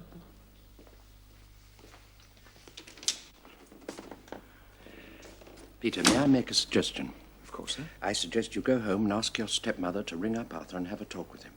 Oh, well, all right, Well, sir. I'm sure that he'd appreciate it. I think he'd like to ring her, but he can't bring himself to do it. Not after last night. Well, it must be something, mustn't it? Well, I've asked Phyllis, but she can't figure it out. Fred said he couldn't get one word out of him coming home in the car last night. Well, actually, I've never seen him like this before. But poor wee Laura was asking me if I thought she should go home today. But Vicky wants us to stay till tomorrow, so she's staying. They were very quiet in the dining room over lunch. And as soon as that was finished, Phyllis and her mother and Mr. Ashley were getting into her car, and I asked where they were all going. And Phyllis said, well, I don't know, Nanny, but we'll find somewhere. So they won't be back till late afternoon. Oh, well, I must say, it's reached a pitch, hasn't it? When those three just go out anywhere for the sake of escaping for a few hours. You're going away back to the lodge, Annie? Yeah. I'll go and see what Fred's up to, I think. Oh, dear. What? I've forgotten the coffee tray. I'll bring it in here and wash it up later. Oh, well, I suppose I'll just go way up, sit beside my own fire.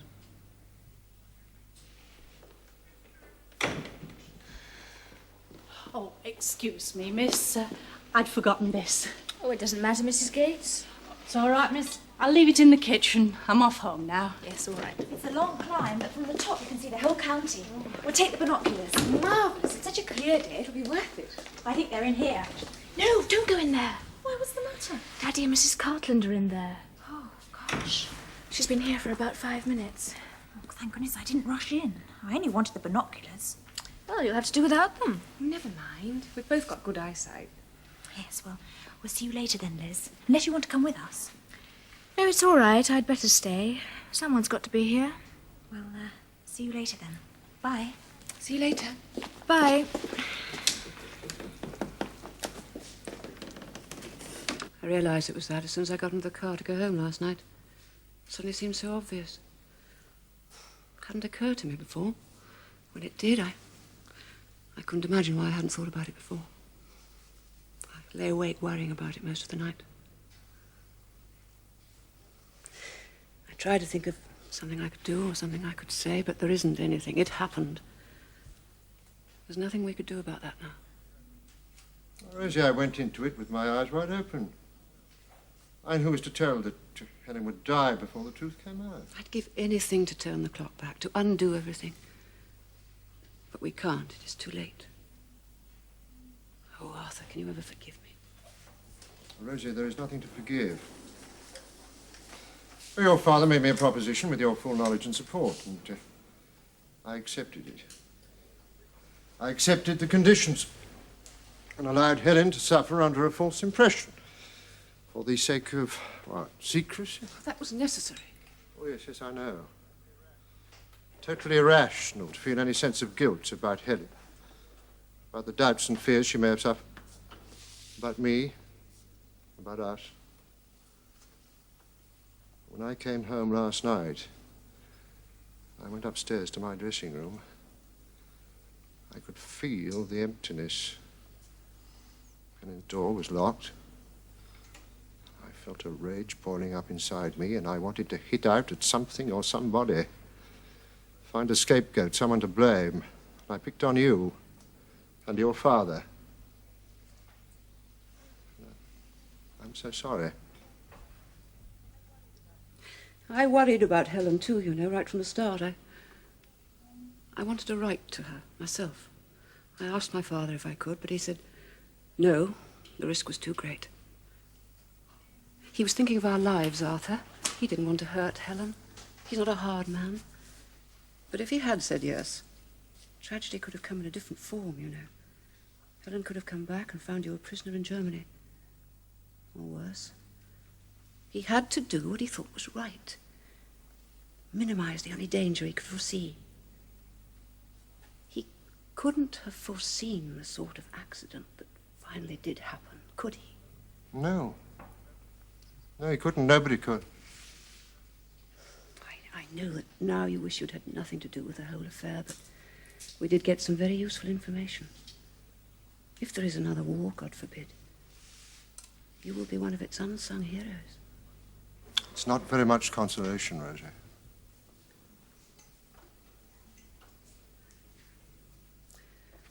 No, I suppose not.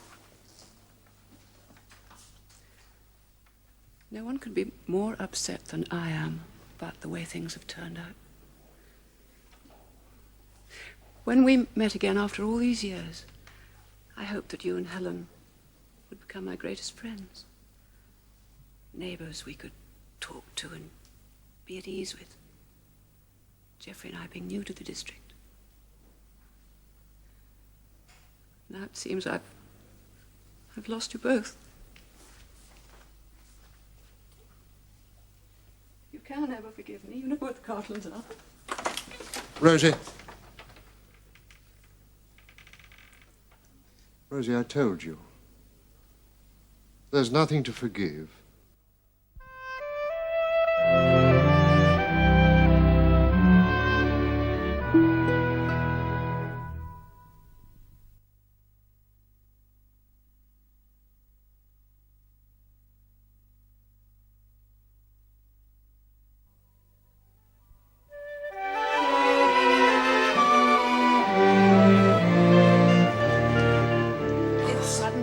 Chilly for September. My feet are like ice. Well, you should have skipped about a bit, Alice. That would have kept you warm. Don't be silly, Charles. Perhaps a glass of sherry would warm you up, Mother? That's a much better idea, Arthur. Well, everyone else too, I presume? Please. Yes, please. It's small ones for you two, is it? Oh, by the way, Liz, when is Peter Cartland arriving for lunch? Oh, any minute now, I should think. It will be all right if he stays all afternoon, won't it? It's just that he's driving us up to London. It seems silly for him to go back to Layford, only to come over here again later. Why, yes, of course, that's all right. It was very nice of Mrs. Cartland to bring the mare back yesterday afternoon. Yes, Mother, it was. Actually, Daddy, we were wondering if Laura could ride her. She's a very good rider, aren't you, Laura? Well, reasonably. Well, yes, of course, I'd be delighted. Why don't you take her out after lunch? Oh, yes. But I haven't my riding clothes with me at the moment. I'm sure Vicky's old jobless would suit you. Well, yes, they're sure to. When I say old, I mean old in years. I don't mean old in wear, do I, Vicky? Well, no. Yes, yes, of course. You take her out for an hour after lunch, Cora. Oh, that'll be good,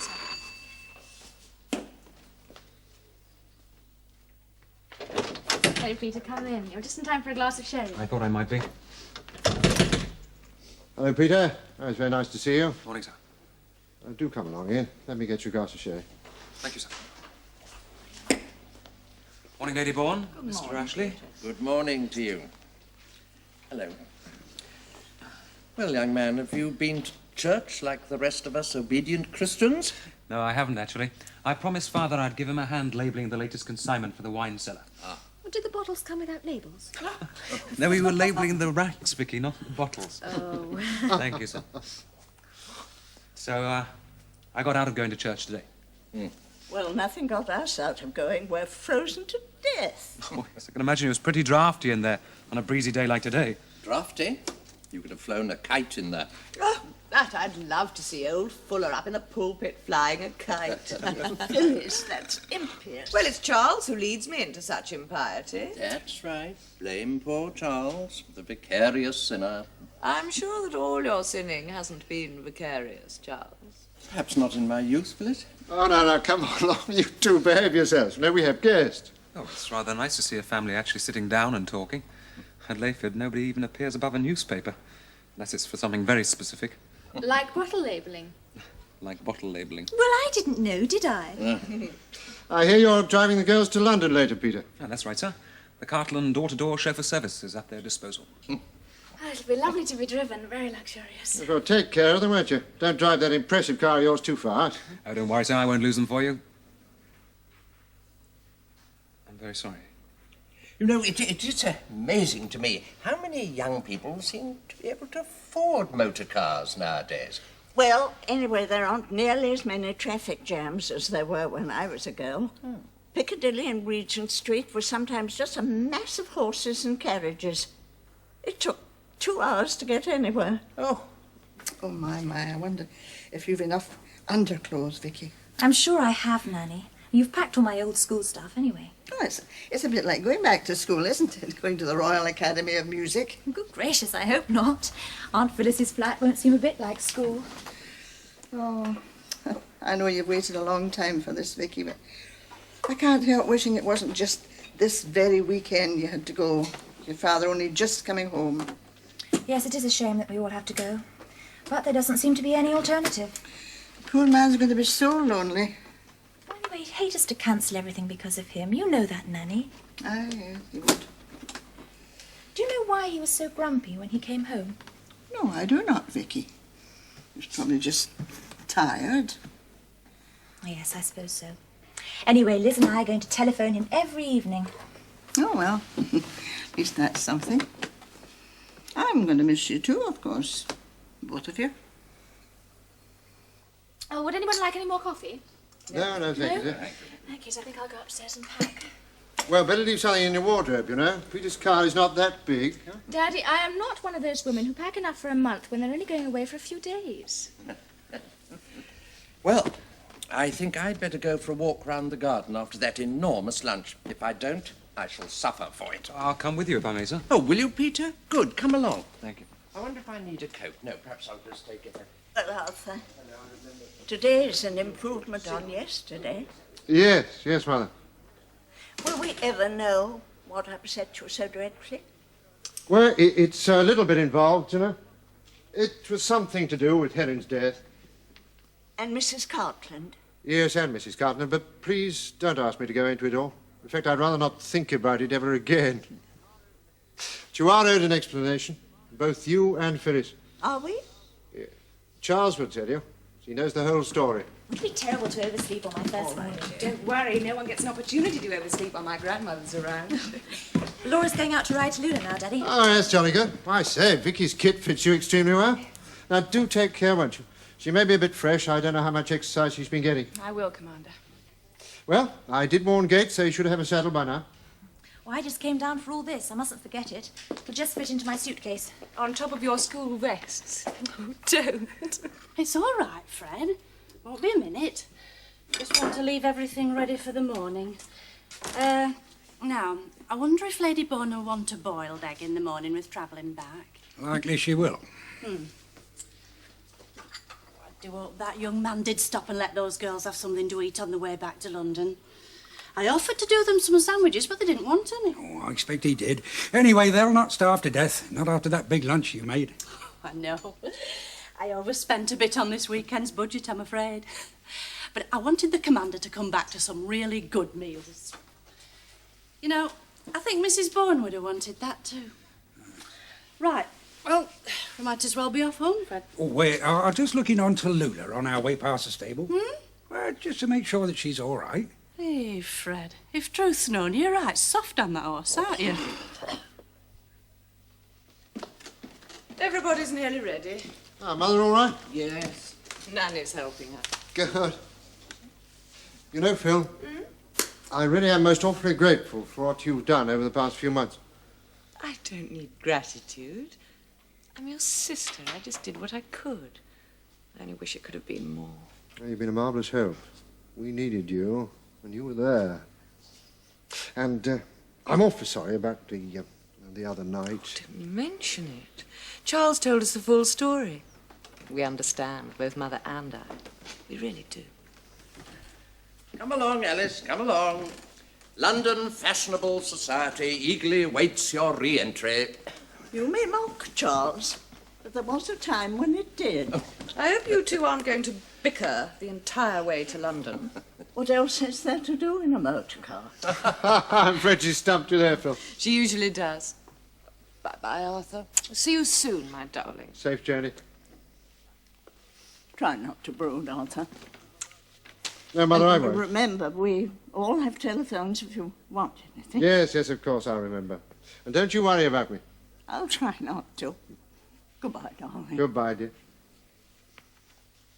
Goodbye, old chap. Thanks for everything. Keep working. That's the secret. Yes, of course. And thank you very much for all you've done for the girls. Arthur, I don't know what I'd have done without them. They're all I have left too, you know.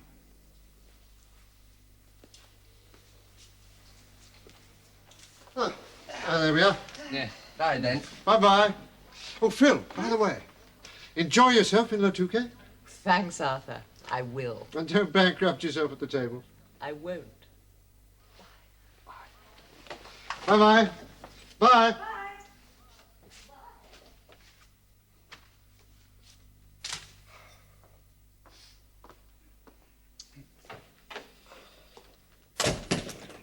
Oh, Gage.